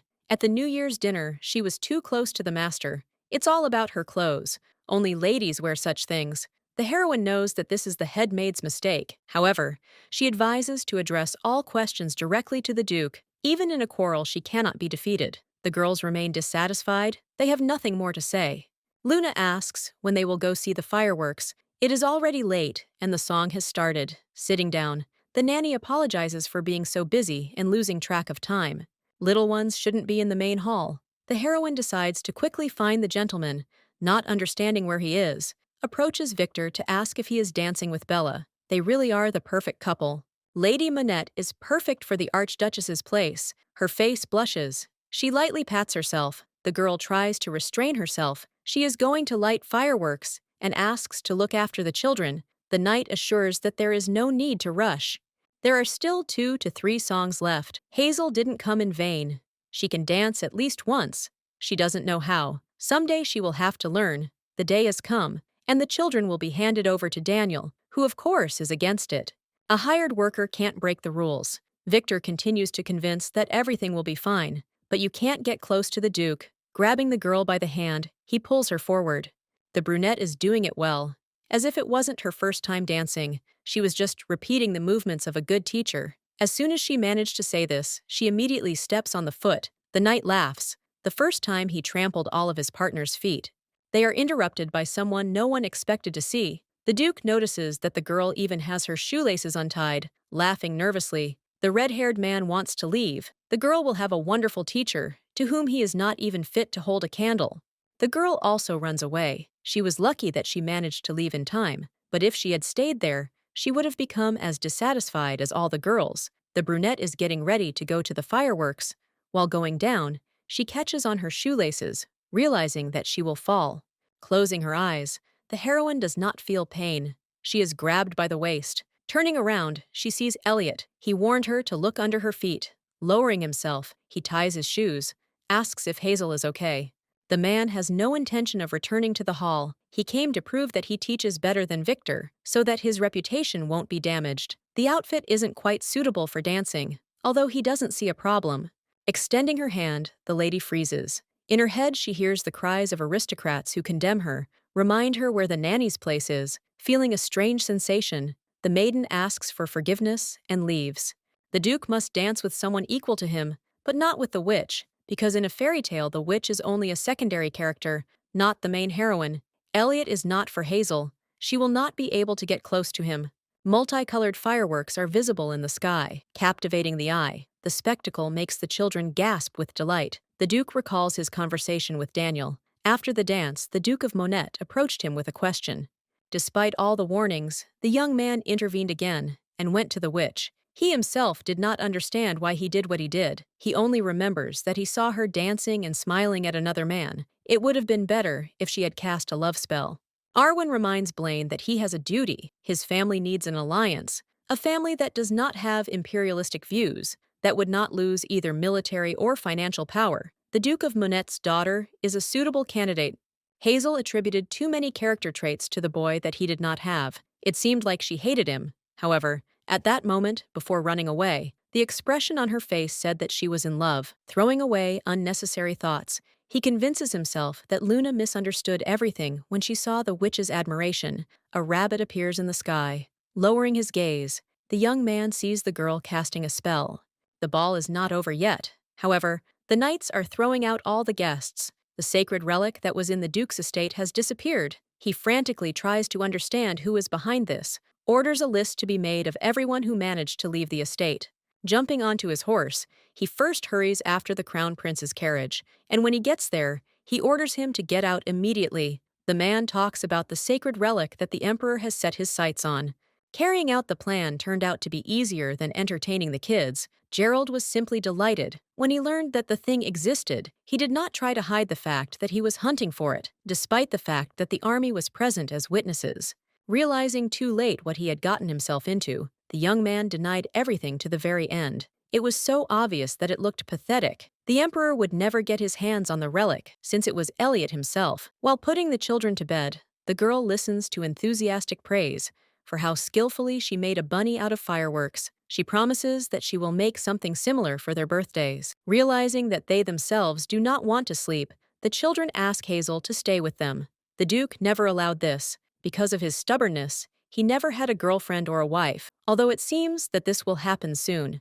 Luna and Luca haven't heard of Lady Monette. She's from a wonderful family. She could possibly become a future wife, and besides, she's perfect for Elliot. The girl thinks that Hazel is more suitable, and besides, he likes her. Blushing, the girl insists that this is not true, that they simply treat her well, and that she hopes that the children will become friends with Bella. They are against it, because if Schwarzwald marries their brother, they will finally be able to become a full-fledged family.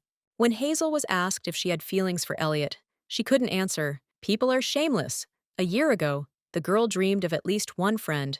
Her appetites grew. Going out into the corridor, she runs into the one she was thinking about. At first, the blonde is silent. Looking down at the floor, he declares that he wants to apologize for his behavior at the banquet, which was indecent. The green-eyed girl assures him that she should be grateful because she was saved from falling.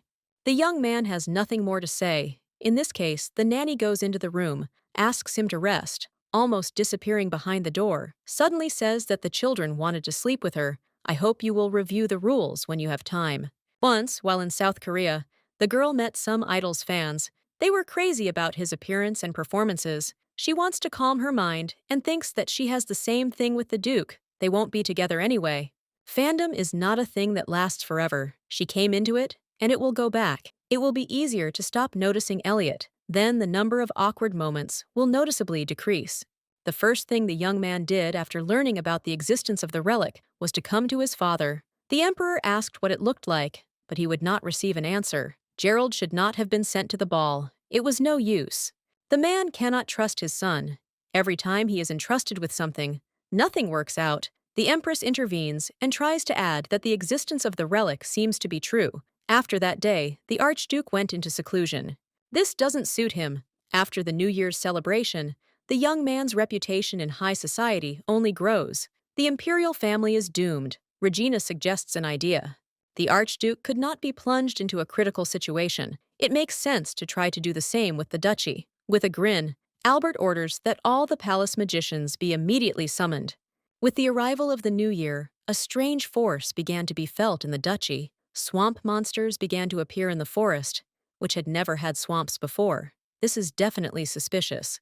The problem involved other monsters as well, not only those that had long been exterminated, but also species that had not previously inhabited the area. If they learned of what they considered a sacred relic, the power hidden within Elliot, they would treat him like a mongrel.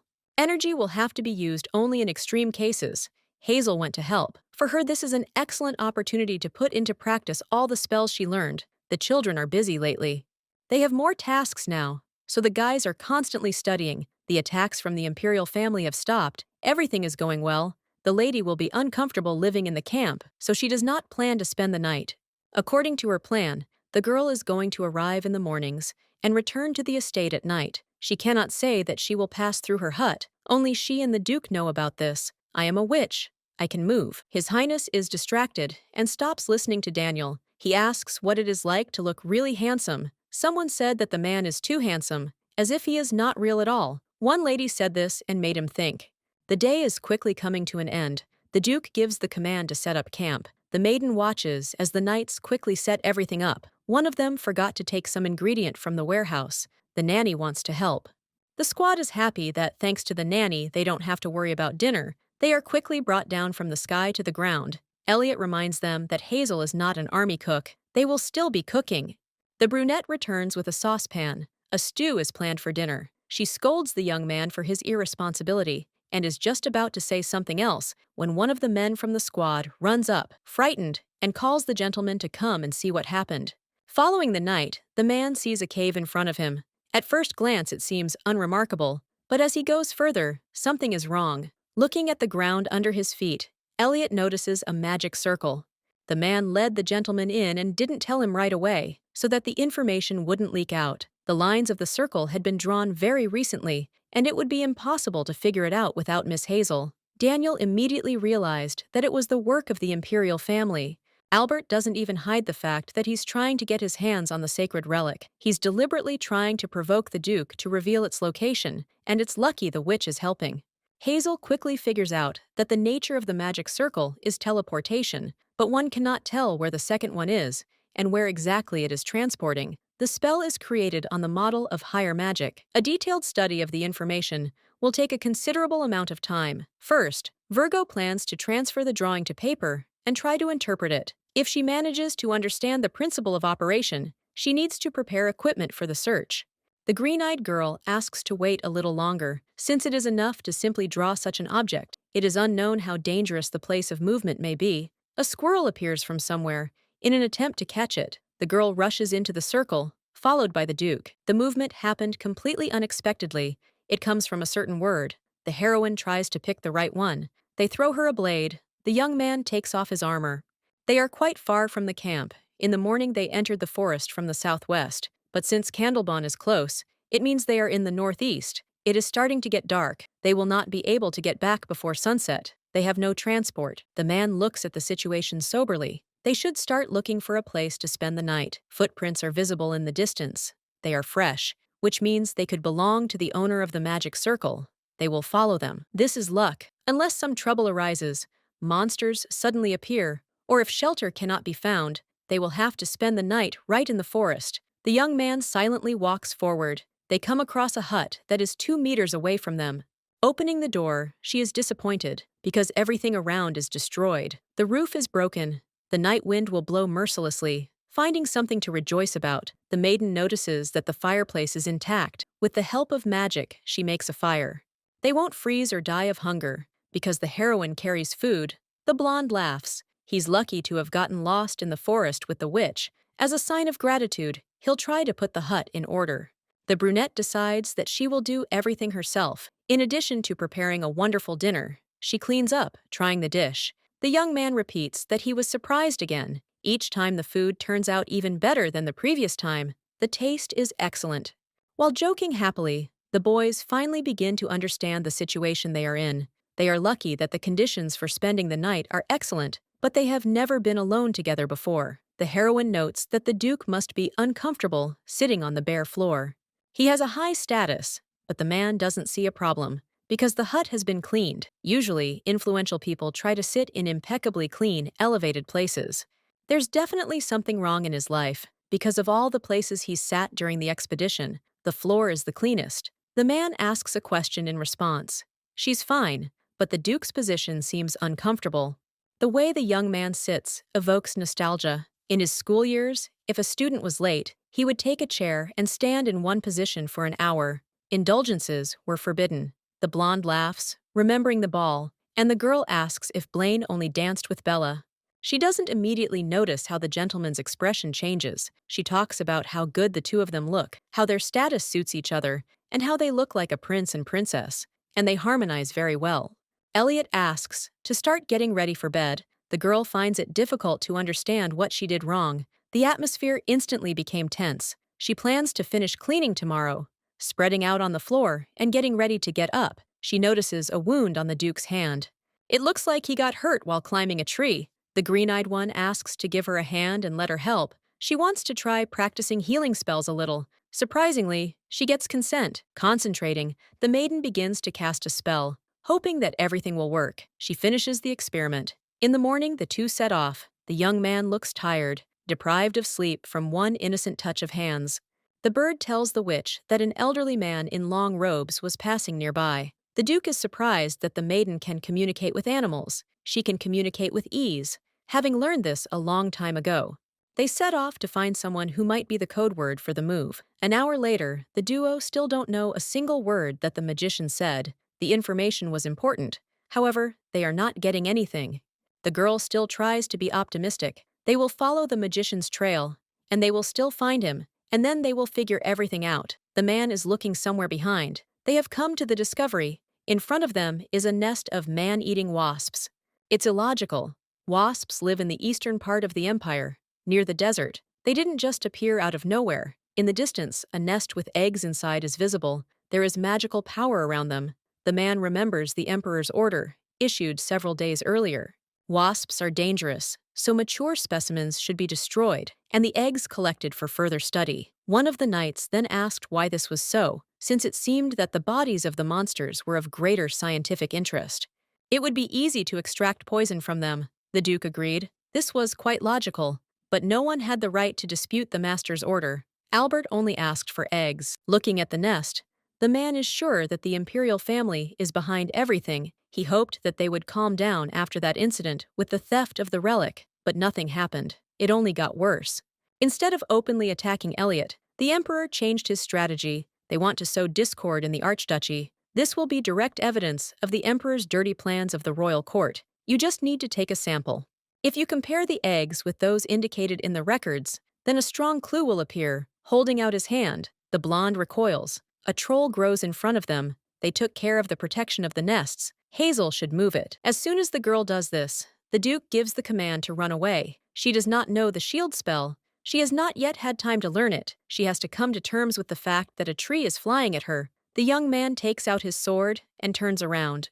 The tree is knocked off quite successfully. The giant accelerates, and several wasps behind him become active, rushing to the side and grabbing Hazel. The man hides behind a tree, covering her mouth with his hand so as not to attract unnecessary attention with sounds.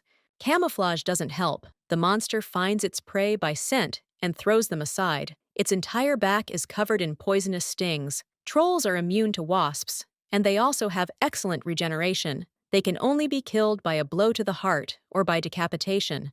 Too many thoughts and doubts are spinning in Elliot's head. It won't be possible to kill such a brute with an ordinary sword. It is possible to gain only a few seconds, but by angering the monster, if you use the bound power, you can deal with it in an instant. The mother's voice echoes in her head. She asked that under no circumstances should the young man allow anyone to find out about the energy hidden within him. The man shouts for Hazel to run away, and he will take on the troll.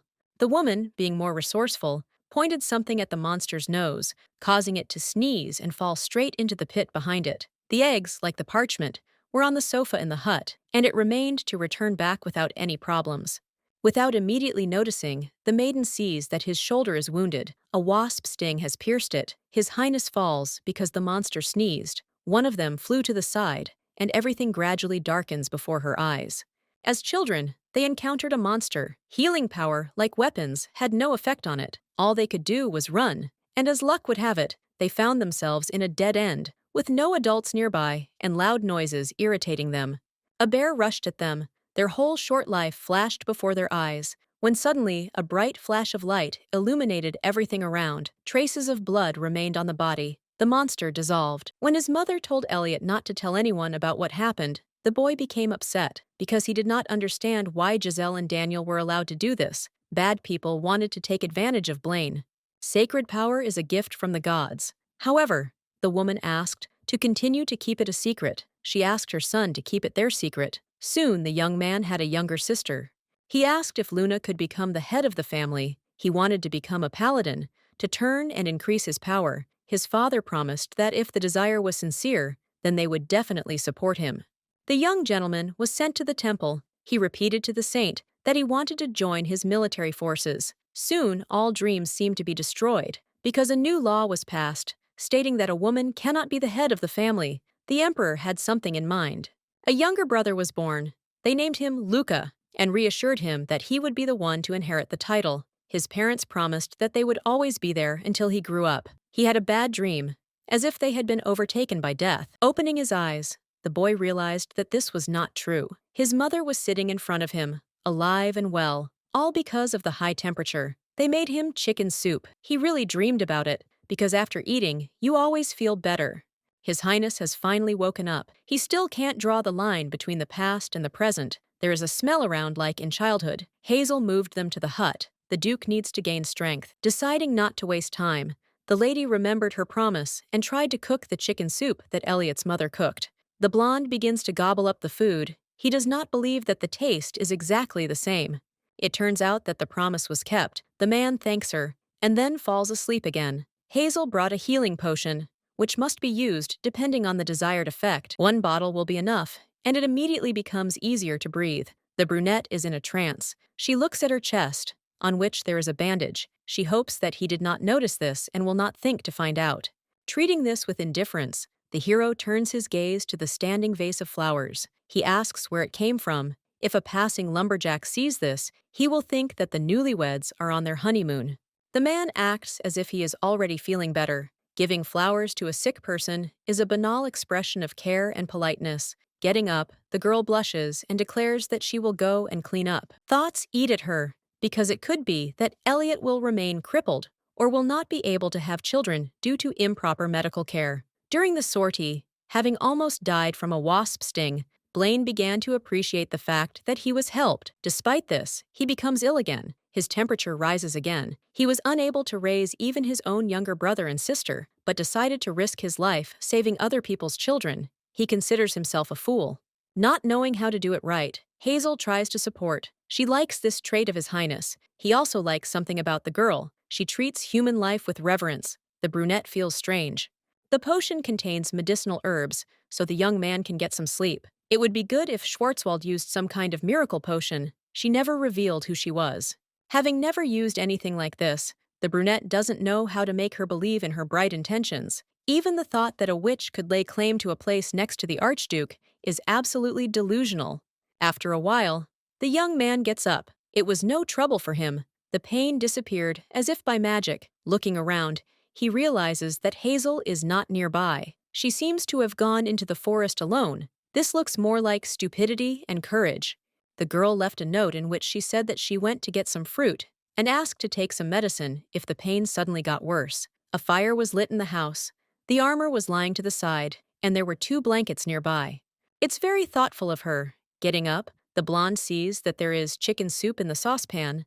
Smiling, the young man says the name Hazel. He is unlucky because she is nearby, just returning home. She is glad that the gentleman has become strong enough to move around on his own. She brought berries with her. There are a lot of ripe raspberries in the area. The man was not left unattended for long, and the maiden returned quickly. The young man feels embarrassed, deciding that it is time to move on to the most important thing. The brunette declares that she managed to decipher the magic circle, helping to put on armor. The girl heads outside. Previously, while trying to uncover the formula, the heroine felt that it was some kind of nonsense. Concentrating all her attention, she deciphered the code, which contained the name of the monster living in the lands. If she had failed and returned later, the Duke could even have died.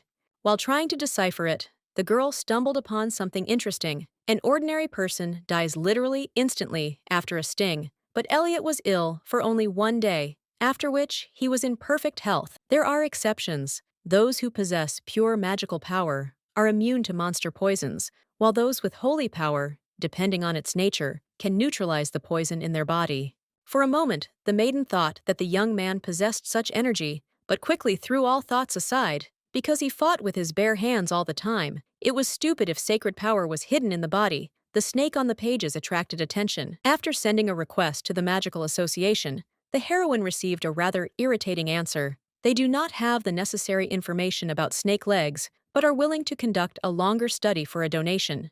The lady pounced on the toy and ruffled it. It seems the witch won't find out anything, even if the magicians are hiding something. The cat asks if Hazel has figured out the spell. She nods. If desired, anything can be done. The girl can read texts of the highest level. The cat is interested in whether they will be able to return their bodies back. The magical seal can only be removed by the person who placed it. Another way out is if the witch dies. The seal is not removed. It is obvious that she is still alive. The clock is striking. It is time to pick up the children from classes. They were not hired as nannies. This is a temporary measure. Albert receives news that makes him scream. Not only was the magician unable to trap the Duke, but he also left evidence of their involvement in the hands of the scoundrel. The man is ordered to get out of sight. Regina tries to calm him down. Even if Elliot has evidence, they have no political grounds to present it. However, soon everything could happen because of the Monet family. The Duke claimed injustice, claiming that his services in the war were undervalued and that he did not receive the recognition he deserved. They harbored a grudge, believing that the Emperor had used the family, and there were rumors that revenge was coming. Two families are going to enter into a marriage alliance. Fortunately, they are doomed to failure. The Black Forest witch is to blame. Gerald declares that he himself saw everything at the ball. Elliot rejected Bella, intending to dance with Hazel. After that, they hugged each other like a couple in love. The man even tied the girl's shoelaces. The father yells at his son. They kept this information from him for too long. The Empress suggests an idea. These rumors are not yet widely known, but it is possible to make the rumor about Elliot's passionate love for the witch become common knowledge. Then the alliance with the House of Monet will end, and the Duke's popularity will decline. Luca asks Hazel when the baby will be born. He would like a boy. Lunabelle, on the contrary, would like twins. They talk about a child with Blaine. There are rumors among the servants that the two of them spent the night in the forest. With every word, it becomes more and more awkward. The brunette blushes and screams that this is all not true. They did not sleep in the same bed. They even had separate beds at a distance. There will be no baby. The maids, immediately upon returning, asked if everything was all right. The maid thought that they were worried whether the two had suffered at the hands of monsters, but in fact, they attributed a stupid love affair that did not exist. The heroine doesn't know if the rumors have reached the Archduke. He stands at a distance, watching them. As soon as he realizes that he has been noticed, he turns around and leaves. He didn't even wave. It seemed that their eyes met for a moment. One can't help but recall the words spoken in the hut. Obviously, the man still doesn't trust the nanny. He keeps an eye on her. Her heart sinks. She's annoyed to realize that everything is turning out this way. Daniel comes to His Highness with a confident proposal to fire the witch. Rumors cannot be allowed to leak outside the estate. For the sake of the new Duchess, the right decision would be to fire the girl, but he is refused. The young lord and lady are all right. They can go back to how things were originally. The young man has finally managed to gain recognition from his brother and sister. There is no need for him to go back to being hated again. The future of the duchy depends on the master, Arwen decides to ask. As a friend, if the young man is in love, someone knocks at the door. Hazel asks if His Highness is busy. He answers that he is not busy, although he has many tasks and unsorted papers. The girl received a letter with a seal from the baronial family of Hobart. Surprisingly, they wanted to invite her to the spring ball. This is not a problem. The Duke also received an invitation. Daniel understands where this is leading and why they were invited together. She, as a participant in the rumors, needs to know about what is happening. She is aware of what is happening. However, she will not tell from whom exactly she learned about it. Probably again an insidious plan of the Emperor. He wants to show the truth of the rumor. The purpose of spreading the monsters is the same as Albert's new venture. He wants to see Elliot's reputation as the heir to the throne fall, and to reduce the interest of the passing party. The influence of rumor has a serious impact throughout the empire. Realizing that she had ruined everything, the brunette lowers her gaze and asks for forgiveness. She is assured that there is no need for this. On the contrary, she should be grateful that the nanny managed to prevent the threat and neutralize the enemy. Daniel also had problems with rumors. Someone spread the word that he was having an affair with a lady.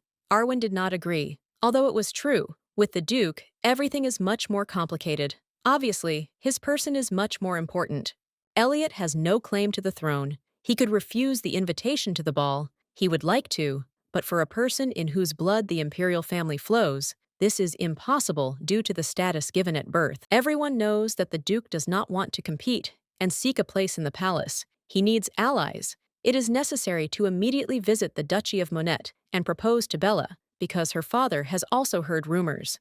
The knight reminds again and again that he needs to do something before his reputation is lowered to a lower level. The man is ordered to watch his language. Nothing will happen if the marriage waits a little.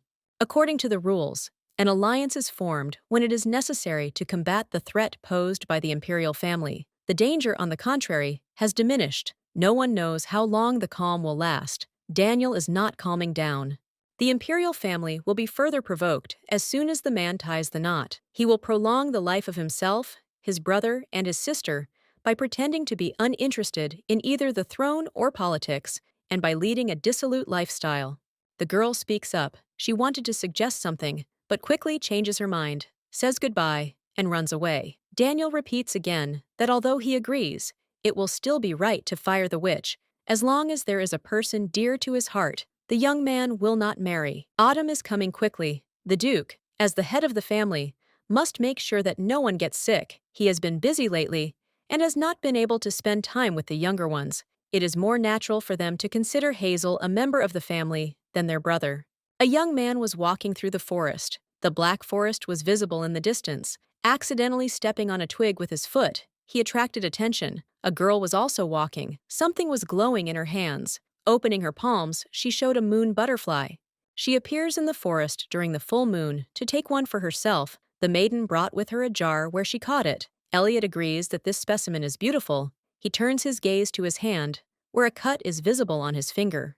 The girl could have used healing magic, but decided that she wouldn't do it for such trifles. The blond man stared intently, deciding that it would be better to apologize for the fact that they were drawn into unnecessary, dirty rumors. For Hazel, it's an honor. She hopes that such an answer does not show her interest in profit. For the Duke, everything is different. He declares that everything is not so bad. For the sake of Mrs. Honor, he will personally ensure that the rumors die down. There is no need to worry. The man came up with a plan. He could show up at the upcoming ball with another lady, then she would become the main target. Then rumors would spread that the Duke was an unfaithful man. He didn't care about that. The young man would dance with another. The mere thought makes the girl feel uncomfortable. Hazel has her own thoughts on the matter. She starts to speak, but at the last moment she hesitates and considers the idea absurd. Before finally telling, she assures that she has no personal interest. Schwarzwald will not be burdened even by gossip that they are really lovers, since her bad reputation can protect His Highness. The man is against it, because the servants know that they are not a couple. They may pretend to be in a relationship, but will not enter into one. Blushing with embarrassment, the Virgo walks from side to side, repeating that anyway. Faced with a displeased expression on his face, she asks to forget about everything that was said. The reaction is unexpected. Holding out his palm, the young man agrees to let them do it. Still in a stupor, the lady does not understand what is happening. Kissing her hand, he asks her to become his girlfriend. Having dragged Hazel into full view, the Duke announced that they had started dating. The maids were speechless, the children were delighted, and Daniel was the most angry of all. He finally understood why they seemed suspicious. Luca asks again when the baby will be born. Luna repeats that they need to have a wedding first. The heroine feels even more awkward. No one knows that this is a fictitious relationship. Later, Arwen asks how long they started dating since the witch appeared as a nanny. The young man began to behave suspiciously, and eventually even extended the contract with her, although he assures that he did not do this out of personal interest. The Duke constantly covers for Hazel. Even when she breaks the rules, she is treated too leniently. The man chased after her, constantly following on her heels, under the pretext of worrying about his sister and brother, behaved inappropriately at the ball. When Victor danced with her, His Highness felt a pang of jealousy. The blonde calmly confirmed everything, because he saw no point in denying it. The young man was asked, no matter what happened, not to have an illegitimate child. There are new rumors, and considering that he and the witch have reached a new level of relationship, it may be true that they were planning to have a baby in the forest. The man asks to be quiet. He has old views. In such matters, he will wait until the wedding night. This makes it even more disgusting. There is no way he could marry the girl, considering that she was a decrepit witch. The Duke reminds him that she is a completely different person. No one controls him. It is noticeable to him that she has been replaced, as if she is not from her village. Schwarzwald didn't know about the drink they drink on New Year's, didn't know that the Supreme Pontiff has the gift of clairvoyance, and didn't know that Blaine has no right to refuse the inheritance of the throne. Even little children know that. The witch's nature is suspicious. As a person, she is not at all strange. Her body and soul are different from the one who constantly plotted. Daniel understands this. However, the head still cannot marry the one whom everyone hates. The young man is considered a selfish head of the family. He has always lived for others, not for himself. Perhaps it is time to act in his own way. First and foremost, he is also a person who has the right to choose his own future. The knight understands that it is better for a man to do what he considers best. He is thanked, and his skillful management of the estate is credited to him as a reliable friend and advisor. Let the young man have a lover. He is sure that the friendship will remain unchanged. Leaving the door, the brunette throws out something about what they will see. Hazel brought with her several pieces of paper, namely, an agreement on a fictitious relationship. The man runs through the lines with displeasure. He remembers that he proposed to become a real couple. He doesn't like absolutely everything that is written from beginning to end. There is also a period of validity. The girl decided that it would be better to start with 3 months, or this is too long a period. The contract also contains a clause regarding termination. As soon as His Highness wishes to end the fictitious affair, one word is enough to break off the relationship. The man thinks it's a great idea. Hazel feels uneasy, but she doesn't show it so that her enemies don't guess anything. She'll have to pretend in front of her allies. They both sign. The girl is given her first task. As a future duchess, she must prepare for the upcoming ball. Regina is furious. The marriage is needed for the allies. She considers it humiliating. The princess is being offered a ridiculous marriage, even though she is the rightful heir to the throne. The emperor clears the way for his son. The one who is stupid claims the place of the ruler simply because he is a man. The girl will not come to terms with this. Getting rid of Gerald would be the right decision, but it is too risky. Committing murder in the palace is almost impossible, and if it turns out that Regina is behind everything, she will be in danger. A decision was made to try to carry out the plan outside the palace. Female rule would be restored. The title was initially banned from being inherited because of Lunabelle, so that she would not become the head of the family. It is enough to allow the baby not to become a duchess. She will die, and the problem will disappear. The woman is confident that she will do the right thing and regain her right to the throne. Luna watches the couple for a long time to understand that something is wrong. She asks if they are really dating. She has never seen them alone. Later, the two discuss what to do next. The girl guessed too quickly, and they had never been in a relationship to understand how to behave properly in public. The only thing the man knows is about kissing, and having said this, he looks at Hazel and declares that it is her turn. They ask him to close his eyes. Already being close, the maiden feels how her dreams are shattered. They ask what she wants to say. The Duke expected that the discussion about letting down the lovers would continue. The lady can't think of anything other than strolling through the shopping arcades and horse riding. These seem to be activities unsuitable for aristocrats, but the young man agrees. The lord does not need knights, and the witch does not need protection. Because such a person will be next to her, Luna and Luke need protection. They walk along the shopping arcades. People around them whisper, which makes the girl sad. She managed to achieve what the performance was intended for, but there is no joy in it. Noticing that his companion doesn't look well, the young man throws his cape over her shoulders. He thinks that he needs to stock up on potions just in case, and ask Harold to prepare a delicious dinner. The first stop was a tea shop. A man asked where he could have some privacy, and the room immediately became quiet, and the stairs made you want to fall into the ground. His Majesty pays no attention to anyone at all. Sitting down opposite his beloved, he begins to list what they have done and what still remains to be done. He asks questions about his family that never bothered him, obviously doubting the identity of the witch. She was raised by her grandmother. She has no parents, no brothers and sisters. Surprisingly, the Duke is interested in learning new things. Deciding that the time has come, the girl also asks about him. He is happy to answer questions if they are interested in him. The guys are looking for Hazel. It turns out that she is nowhere to be found. It turns out that the two went for a walk together. A stranger in a cloak approaches the hut. "Do you by any chance live here?" The woman introduces herself as a merchant. Luna immediately says that they are not buying anything. She is lost, but even so, they quickly show her the path that leads to the village. Regina is tired and asks for a rest, but they don't let her into the hut and allow her to rest outside. The princess said she went to pray and should return quickly, but the children are holding her back. While Luna was talking, Luca managed to go get a mug and offers him a drink. His sister scolds him. Hazel taught him not to communicate with strangers. The stranger thanks her for the drink. She was saved from thirst. In return, she will give an apple. It is poured. Inside, there is an elixir that plunges her into eternal sleep. By refusing, Luna irritates Regina. She offers an elixir that turns into frogs and is again refused. The last thing she offers is perfume with the smell of cookies.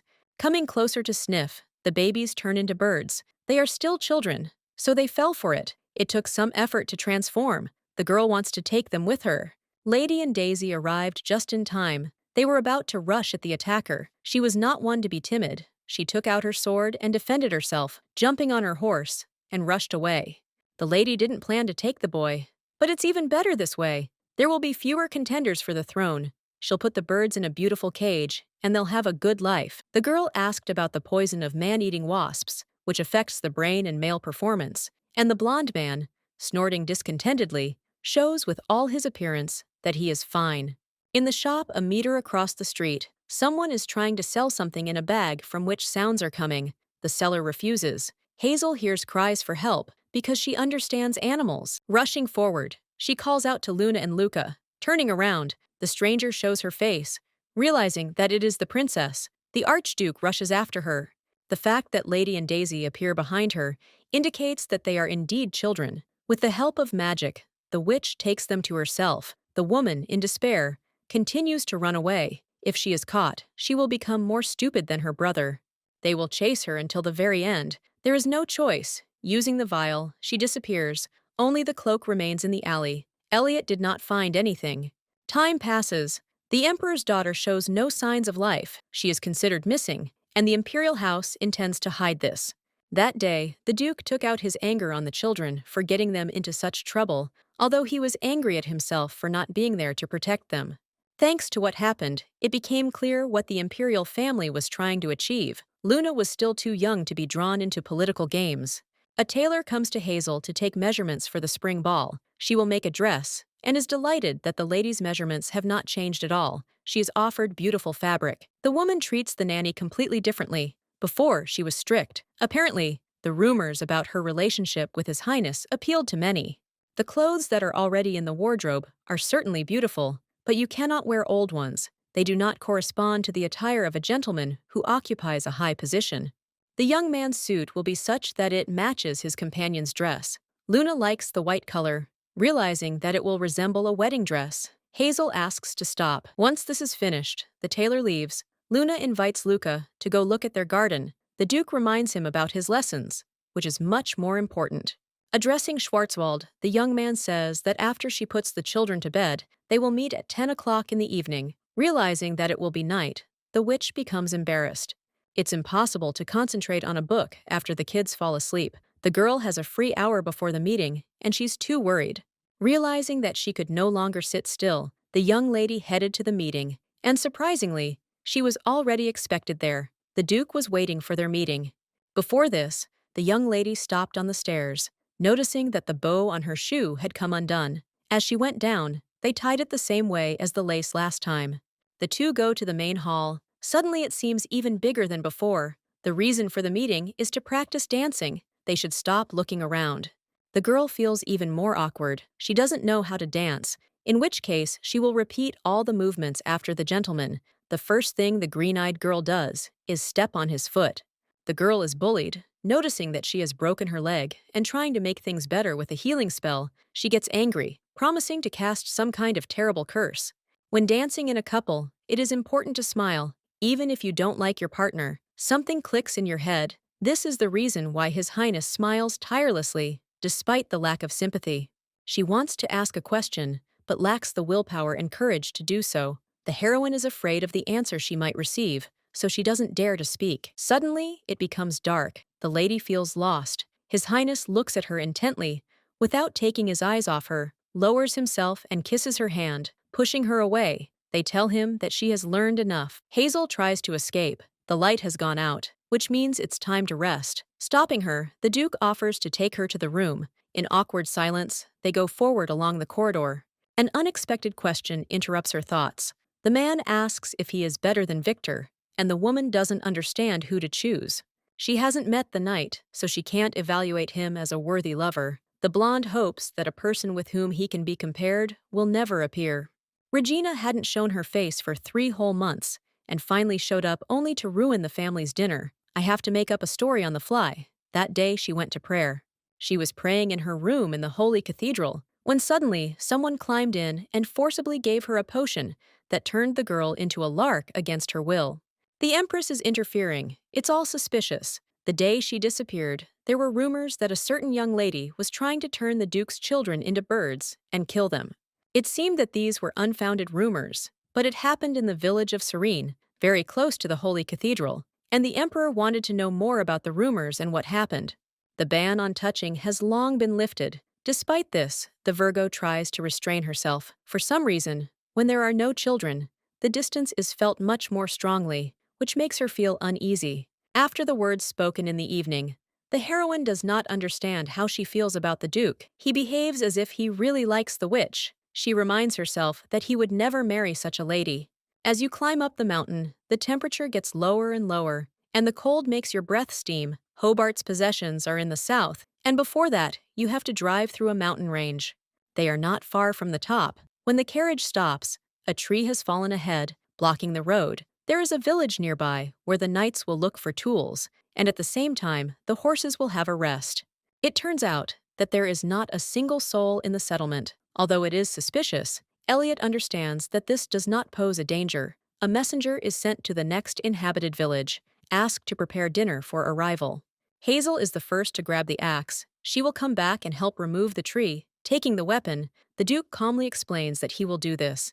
Unable to bear it, the girl asks why they have been treating her like this since then, and misunderstanding this, the man gets angry and asks why she walks around unaccompanied. Without losing her composure, the lady reminds him of her powers. She can protect herself, but the blonde agrees to help. The more hands there are, the faster everything will go, and the conversation again ends in nothing. In the carriage, the distance did not seem so great. The girl was tired. They extended their hand to her. The gesture was too obvious. Without answering, the girl became frightened. A wild roar was heard in the distance. The Duke sees Drake, a wingless dragon, of which there are two types: the red dragon, which is covered in stone scales and breathes fire, and the blue dragon, which is covered in sharp scales and freezes with one breath. In front of them is a second species. Assessing the situation, Elliot orders them to run away. The air in an instant became piercing to the bone. All the inhabitants of the village turned into ice cubes because of it. It seems like the monster is breathing down their necks. At this rate, it will reach them in no time, and the squad will suffer the same fate as the locals. The girl tries to think of how she can reduce the number of victims, even though it is impossible to stop such a huge monster. The man rushes forward, and they fall down, opening their eyes. The heroine realizes that they are somewhere at the bottom of the cliff. He has long understood that the dragon is looking for them. It is possible to defeat a fire drake with darkness and cold, and the weak points of an ice drake are light and heat. Hazel remembers this at the most opportune moment. The maiden is about to disperse the clouds so that the light can penetrate directly to the scales. The Duke has a better idea, but before that, he insistently asks that no one tell about what they are about to see.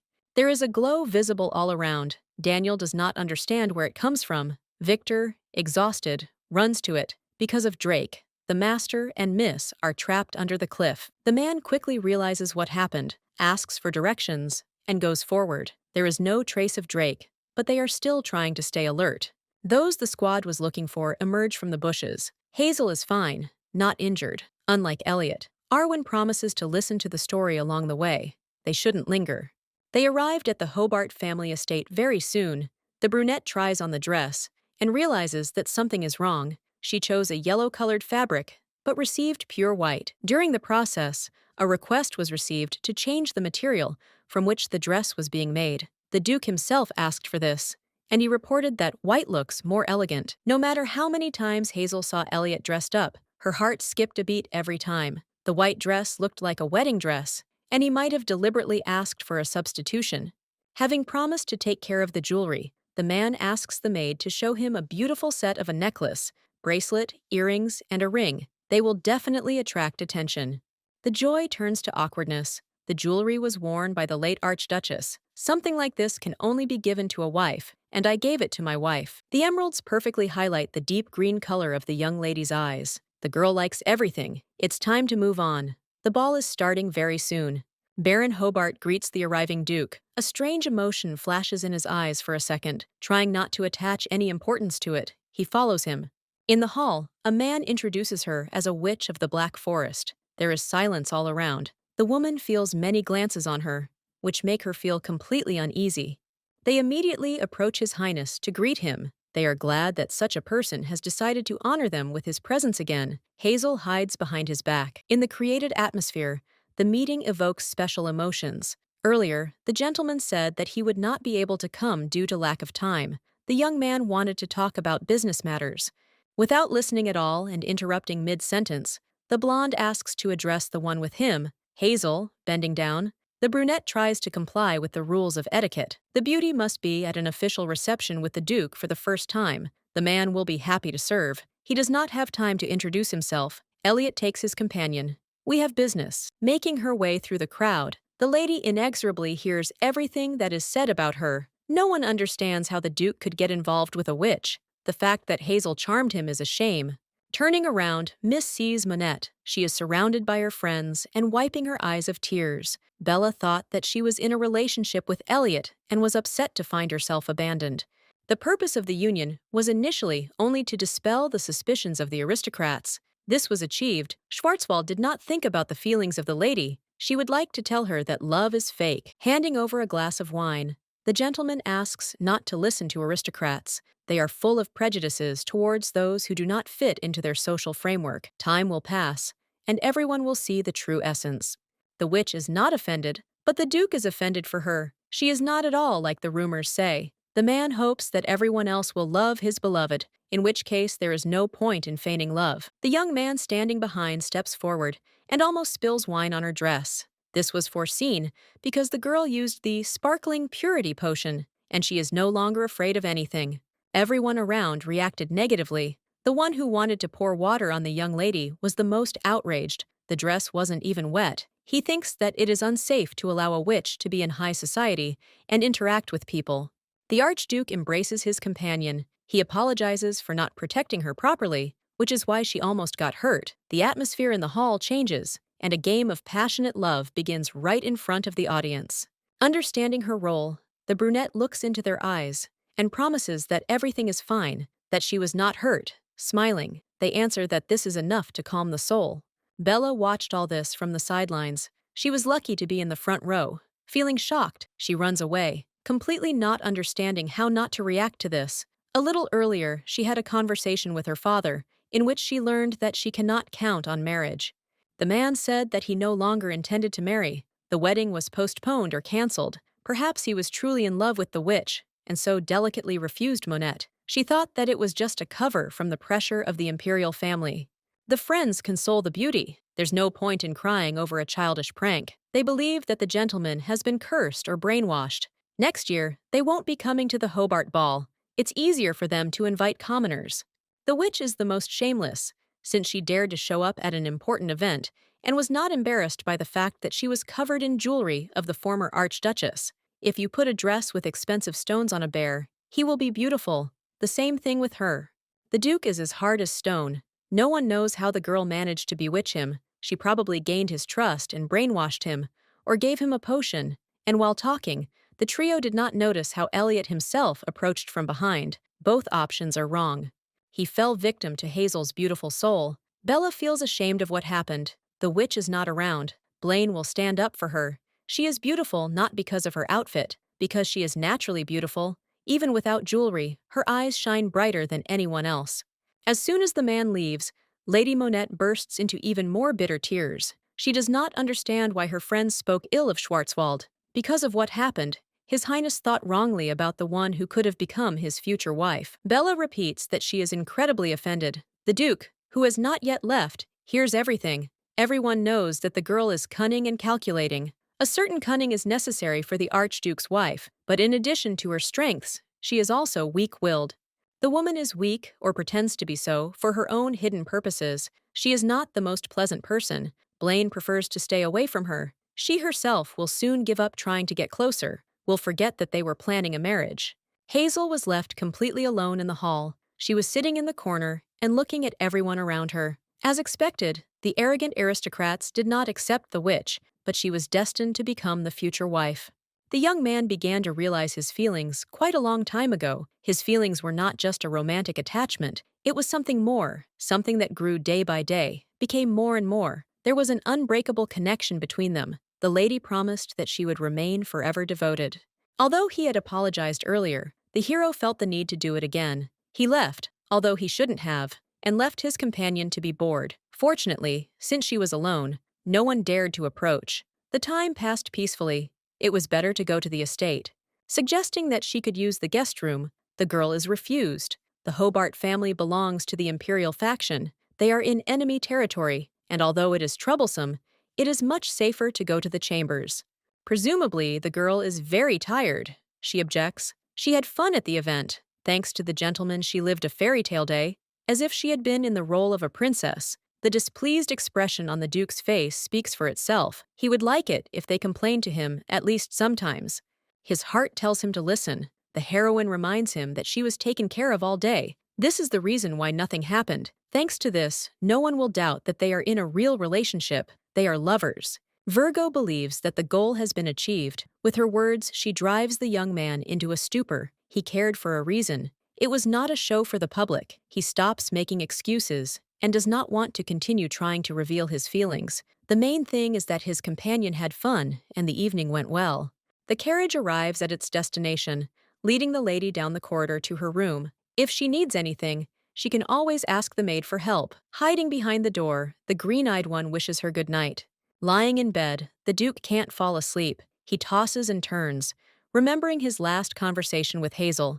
Apparently, she also has feelings for him, or this is a stupid fantasy. Everything is going well. Only the fiction in the relationship is a problem. Having no right to complain about what he himself agreed to, the man looks for the positive in everything. It's good that Schwarzwald doesn't hate him, but treats him calmly. There's some noise outside that attracts attention. Quickly jumping out of bed, the young man grabs his sword and runs out, finding himself in the kitchen, but sees Hazel in front of him. She dropped one of the cutlery. Smiling awkwardly, she asks if the gentleman is hungry. The brunette is about to make pizza. She can't open the jar of sauce. They help her, but there is absolutely nothing to be proud of, because she opened it a little to make it easier. The green-eyed one is asked how exactly the dish is prepared. What Hazel makes is not a regular pizza. First, she takes out the center of the bread, spreads it with tomato paste, then adds fried onions and sausages and grates cheese on top. Everything is ready. All that remains is to fry it in a pan on low heat until the cheese is melted. The finished dish looks impressive. All that remains is to eat it. His Highness goes to the end of the kitchen. He takes out one bottle. Without wine, there can be no good dinner. Opening it, he pours the drink into glasses. Feeling her consciousness gradually becoming clouded, the lady decides to ask. She understands that the man was in a relationship after all, and more than once. When he answers that this is not true, she thinks that what was said is a lie. It is unfair. The Duke really didn't have a perfect relationship. He's not a ladies' man. Smiling at the way the girl behaves, the blonde asks if she wants to know one interesting fact about him. No matter what he took on, he was suspected of having many years of experience because of how good he was. When he first rode a horse, or when he first picked up a sword, along with the praise he heard doubts about whether it was really his first time. Even in the case of sacred power, the one who trained the boy said that his mother must have taught him. Hazel understands that the Duke is too skilled. This also applies to love relationships. Henceforth, he will try to appear more experienced. She is interested in what ineptitude will look like in the face of honed mastery. Leaning closer, the girl asks about the sacred power. When a huge troll attacked them in the forest, he was unable to use his energy because of a witness. If he had used it, the monster's poison would not have been able to work. After being poisoned by an arrow, the sacred power neutralized the infection. Powerful energy belongs to a person who deserves it and knows how to handle it. His Highness is pious. Elliot listens and remembers his mother's words. Even as a child, he was told that the Archduchess should not just be his wife, but a companion worthy of a ruler. She should be wise and able to understand others, and certainly keep secrets. His intuition did not fail him, because he chose the ideal candidate. Before this, the lady had never asked the question about where the thing that was at her wedding came from. Because of the Emperor's machinations, she had to give up her dream several times. The young man looked at his subordinates with envy. One story makes Hazel sad and incredibly hurt for him. She shouts that as soon as everything is over, she will definitely help. Shrugging her shoulders, the blonde explains that he doesn't want this anymore. Priorities have changed, because a holy knight is obliged to take a vow of celibacy for his entire life. The girl is surprised by this opinion. Lately, when she is near the Duke, only one thought comes to her mind: how lucky his future wife is. The young man asks who this lucky woman will be. As if on purpose, she ignores him and begins to talk about her dream. Hazel dreams of quitting her job, opening an orphanage, and living out the rest of her days in the hustle and bustle of life. She wants to create a place that will not only be a place where children can live, but also a place they can call home. She wants to show how much joy there is in the world. Regina arrives in the snowy kingdom of Bellund. Her father blamed her for everything. She tried to kill the Duke's children. She was lucky that the man did not attack them, using this as an excuse. Otherwise, all the evidence would have surfaced, and then their dynasty would have come to an end. The woman had no choice but to obey what Albert told her. He ordered her to take responsibility and marry King Billund. The girl promised herself that she would get the throne at any cost, later, but she would get it. The weather was clear in the morning. Two people wanted to work. The rain ruins everything. The rains have become especially frequent in the summer. They come several times a week. If this continues, it will be dangerous. The deep mines are filled with water. One of them thinks that they can leave. The second one asks in surprise, because if they do that, then the work will be significantly delayed. They are already behind the established schedule. He suggests working longer until the rain pours even harder. Realizing that he can't wait, the green-haired man rings the bell to signal the workers. The rain will continue, and then the soil will become even more soggy. A mine collapse is possible. The river will overflow its banks, and in that case, everyone will die, or a landslide will occur. Raising their heads, they see a huge crack coming from above. Managing to escape, they fall to the ground. Everything has collapsed. They ask the assistant to immediately go down and inform the headman about everything. Bring a tree to try to make supports. There is no one to help them. The children are having fun with the rabbits. They are also hot. Fortunately, it is much cooler inside. The animals know that they are fine outside. The kids are cute, even though they are without fur. Hazel catches herself thinking that only she understands the language of animals. And this is good. Elliot was with his brother and sister, and then he disappeared somewhere. They went outside to look at the rabbits, and then he left. With the change of seasons, the work increased. The young man constantly sits in his office, but still finds time to spend with the younger ones. The man not only cleaned up the children's cookies, but also helped make tea. One cookie attracts attention. The little man is holding a small heart in his hands. The children don't remember doing anything like that. The woman suggests that it could have been the Archduke, a stupid idea. Daniel looks at the gentleman with displeasure. Before expressing his displeasure, lately, Elliot has been spending more time with Hazel than in his office. He has nothing to complain about, and all matters are resolved without delay. There is one problem. Due to the downpour, the soil has weakened, and the cave has collapsed. They are reporting that there are missing miners, but the rain does not stop, and rescue operations are difficult. The situation seems critical. The villagers are angry with the Duke. They assume that the downpour is nothing more than a consequence of the god's wrath at the strange creature that Blaine brought. They are against the witch. The young man understands that this is an excellent opportunity for her to prove herself. The blonde man doesn't seem to be listening. Arwen is trying to get through to him and explain that Hazel can't be sent to a place where every second person hates her. If she ends up where people are dying, it only makes the baseless accusations and anger towards her and the duchy more enjoyable. Continuing to insist on his own, the hero explains that regardless of whether the witch is there or not, people will be unhappy because those who are grieving need someone they can blame for what happened.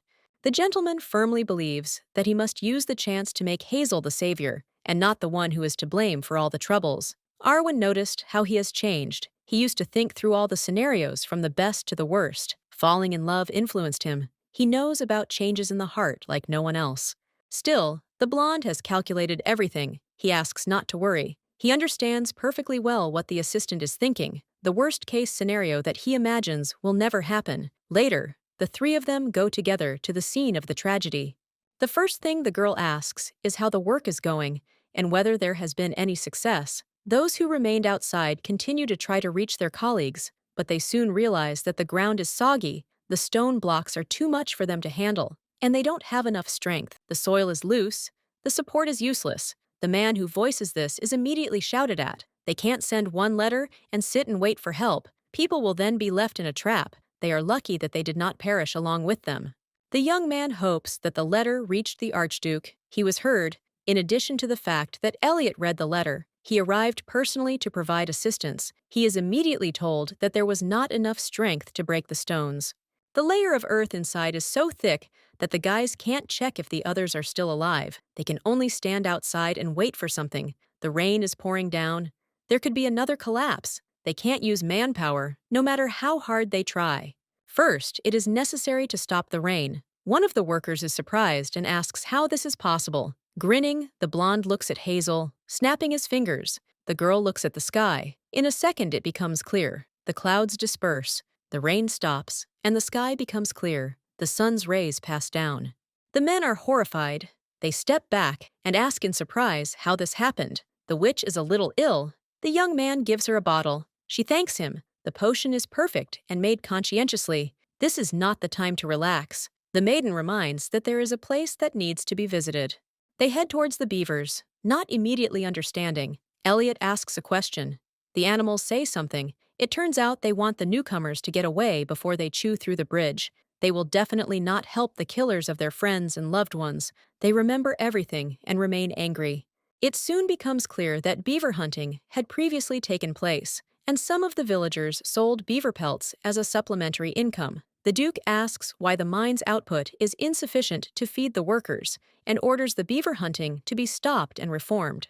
Hazel looks at them with hope and asks them to forgive the workers. The animals are not vindictive and agree. They agree to build a dam. The water will be diverted from the mine. There is only one problem left. As they approach the cave, a woman screams loudly, asking if there is anyone down there. The man is surprised that the girl hopes that someone will hear her. She is not addressing the inhabitants. A mole emerges from the ground. She asks for help, noticing that from the rains the worms have multiplied in droves. Only hearing this, the mole goes down. The workers are sitting in a cave. They understand that their strength is starting to leave their bodies. Before death, they have only a piece of stale bread left. An animal crawls out to them. A loud sound is heard in the distance. Panic is all around. Because it looks like a collapse. They will die even sooner than they thought. Surprisingly, more moles start appearing around. In a few minutes, they've made a huge hole. They've dug deep, thereby creating a safe path. They'll deal with the consequences. It wouldn't hurt to cook some warm soup for the rescued people. They're hungry and cold. The certainty of rescue noticeably eased the tension. The families of the victims gathered and helped prepare food and warm clothes. After some time, the first miner emerged. He looked around and couldn't believe he had survived, couldn't believe there was a bright sky above him. The wife notices her husband and rushes to hug him. The daughter also runs up, tears streaming down her face. He can't believe that he was able to see his family. Everyone around is immensely grateful for the rescue, grateful that the families are reunited again. The workers do not understand how they can repay for their salvation. The Duke offers to apologize. It was they who slandered the young lady, considering her a dark witch. They made hasty conclusions about her virtue. The maiden heard what they said about her, but instead of punishment, she asks for an apology. They really did spread rumors, and it's incredibly embarrassing. Hazel smiles and asks not to do that in the future, only if they say good things about her. The daughter of one of the workers liked the soup. She asks how it was prepared. The girl's mother wants to know more so she can cook for her later. The little girl wants more. The recipe is quite simple. The woman shows all the ingredients and demonstrates how to mix them. The Duke at this time goes to talk to the headman, he was warned. Someone tries to spread the rumors again, claiming that the witch first sent the clouds herself and then freed the miners, and that Elliot is serving as a puppet. He explains that this is logical. Since the sky was quite clear in the morning, the man is asked to be careful with his words and be responsible for them because the girl has done a lot of good. Before this, she cured all the cattle from illness, then prevented a forest fire, not to mention that 2 days ago she restored the dam. It is wrong to forget about noble deeds. Hazel falls asleep in the carriage.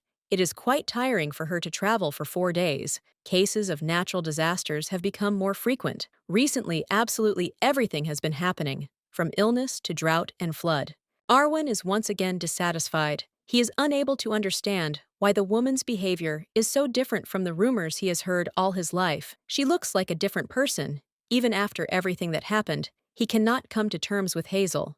A day comes in the palace that the chef hates. He needs to serve frogs on the table. The Empress has strange hobbies, opening the plate. The man sees one of them alive. It throws itself right in his face. The young man starts screaming and tries to shake off the hated frog. Because he is waving his arms, the plate falls to the floor. He cannot come to his senses. And when he opens his eyes, he sees a multitude of frogs in front of him. Without thinking twice, they run away. While at the table, Gerald proposes a brilliant idea to his mother. He intends to lure the witch to their side, because if they do this, then the respect that the people show to Elliot will be shown to the prince. With his handsome face, he will be able to easily get close to Hazel.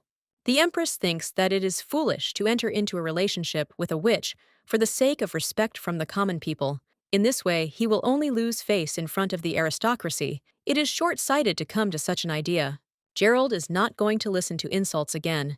Getting up from the table, he heads outside. He hears a strange voice calling him. Goosebumps run across his body. In the distance, there is a frog calling him to itself. The man screams. Such a creature will not be insolent to him. He is so irritated that the words of an ordinary reptile make him lose his temper. The frog knows how he feels and lures him to tell her everything that is on his soul. She doesn't answer who she is, assuring him that she simply wants to know everything that's on the young man's mind. She asks him to scratch her back. Gerald doesn't see the problem and reaches out to his body. His eyes begin to cloud over. Laughter bursts from his throat. He won't have to live in a miserable body anymore. The witch moves into the prince's body, all thanks to how stupid he is. The image of a whiner suits him. He won't have to be particularly sad. He is left in the Imperial garden. Lady and Daisy are resting, so Hazel feels at peace. She is reading a book, but hears that something is happening with the children. Luke does not understand anything. His sister explained the division to him. Despite this, the explanations with details did not help him. He was advised to imagine that the numbers were apples. The situation worsened, because sharing with others makes eating more pleasant, but sharing is difficult. Watching this, the girl smiles. She is distracted by the Duke, asking what she is reading.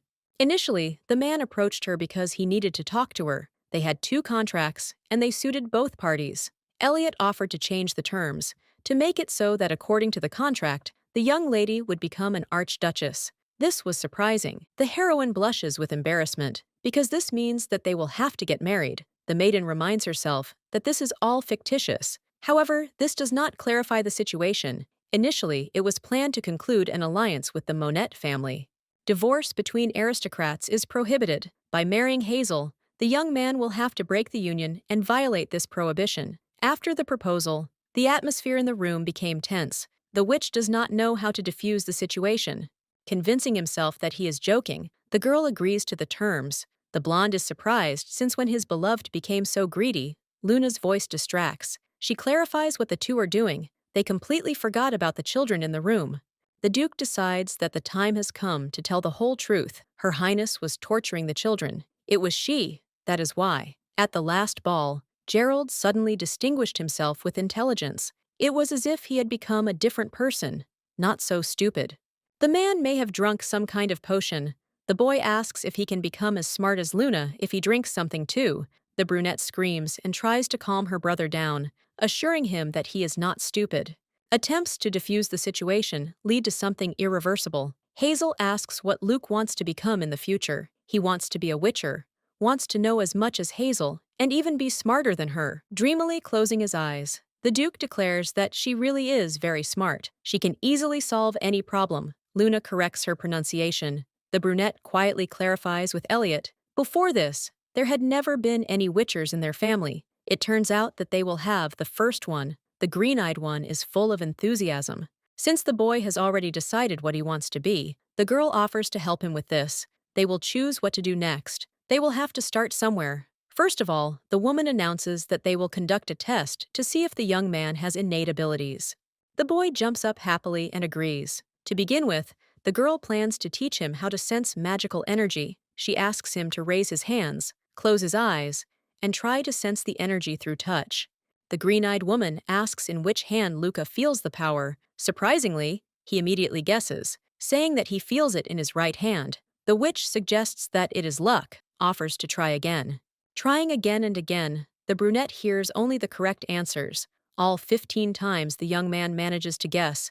This cannot be a simple coincidence. Luna intervenes, tired of watching, and she asks to try too, to test her strength. Soon, the brunette walks away with a dissatisfied face. Out of 15 attempts, she only managed to guess 2 times. It seems that the blonde is able to sense magical energy, while his sister is unable to do so. Her palms tingle from the flow.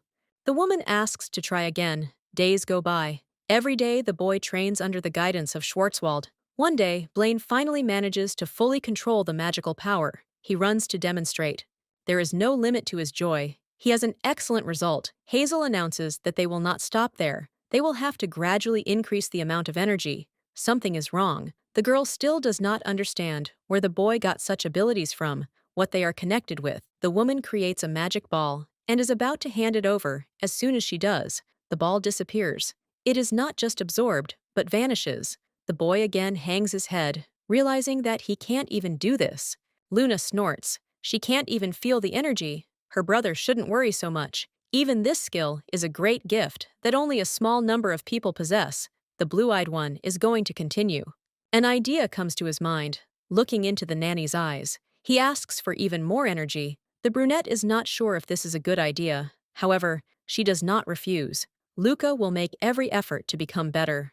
Elliot, sitting next to him, reminds his brother that he should do his homework first. The young man ignores everything. The Duke turns around and realizes that all this time they were dealing not with magic, but with a cleansing force that has similarities with the sacred. All this time, a very powerful force was hidden within the young man. The elder orders him to stop. The blonde cannot control it. There is a bright light around that takes on a blue tint. Schwarzwald looks frightened. His Highness does not immediately remember what this is fraught with. The cleansing power kills witches because they are considered unclean creatures. Soon, everything calms down. The brunette falls into the Duke's arms. Her eyes are closed, and she is unconscious. Hazel doesn't respond. No matter how much they call her, she's alive, but nothing changes. Luke stands aside and doesn't understand what he's done, while the older brother continues to shake his beloved by the shoulders and beg her to wake up. When a bright flash occurred, it illuminated the entire estate. The knights from the squad immediately hurried to the place where everything happened. Arwen runs in first and rushes to the master. Another knight tries to calm the boy down. The brunette opens her eyes, doesn't understand where she is. She feels weightlessness. There is a feeling of lightness in the chest. However, it feels as if the body is under a layer of water. The body is heavy and filled with fatigue. It feels like it will become more difficult further. The witch understands that she should not close her eyes under any circumstances. If she does this, she will immediately fall into a wonderful sleep. From somewhere a voice will come that states the fact that everything has gone wrong. The voice reminds her grandmother. She asks why the young man who spoke about matchmaking seemed to be testing the waters. There is silence in the estate. The maid saw the Duke enter Miss Hazel's chambers again. They say he visits her after work. Exactly 3 months have passed since that incident. The magical energy should have been fully restored by now, but she does not regain consciousness. Initially, the maid did not like how the estate became inappropriately noisy with the arrival of the miss, as if the noble posture that aristocrats should maintain was collapsing. The young master and mistress were behaving inappropriately. However, after that incident, they focused entirely on their studies and stopped laughing altogether. The woman doesn't know if this is right. She imagined the aristocrats as collected, but this is too much. They have lost any desire for joy. The kids miss what they had before. They wish Schwarzwald would wake up. Elliot is sitting next to his beloved's bed again. He feels lost. Arwen knocks on the door and enters the room. Daniel asks if the young man would like to get some sleep. He needs rest, because he is not made of iron either. He understands the master's concern, but it seems the young man is exhausting himself too much. He has completely forgotten about the duchy. The man hasn't slept for 2 nights in a row. His body can't handle being in this state for 3 months. They already have enough problems, because the kingdom of Billund has declared war. Regina harbors a grudge, and as soon as she takes the place of queen, she officially ignites a war with the empire. Even though he understands, the man seems not to be listening. He begins to repeat his mantra. He should have put up protection earlier. If he had noticed earlier that Luke had sacred power, what happened would not have happened. Hazel would be fine. Daniel tries to support as much as possible. There is no one to blame for what happened. Mrs. Recovery is much more important, but the gentleman forgets the main thing. He still has a younger brother and sister who need him. He must be strong to protect them. Instead, he is unable to lead the affairs of the Archduchy. Everyone, including the knight, has not turned their backs on him, and nothing can change that. Daniel is grateful that he understands. Luna carefully studies various books. She studies diligently. In one of them, she learns that ghost flowers that grow on the southern islands are best suited for restoring magical energy. Ancient writings say that this plant brings great benefits. It blooms only on snowy days. The girl understands that since it is spring outside, her brother should search the houses of local residents. Old witchers probably have a supply of dried ghost flowers.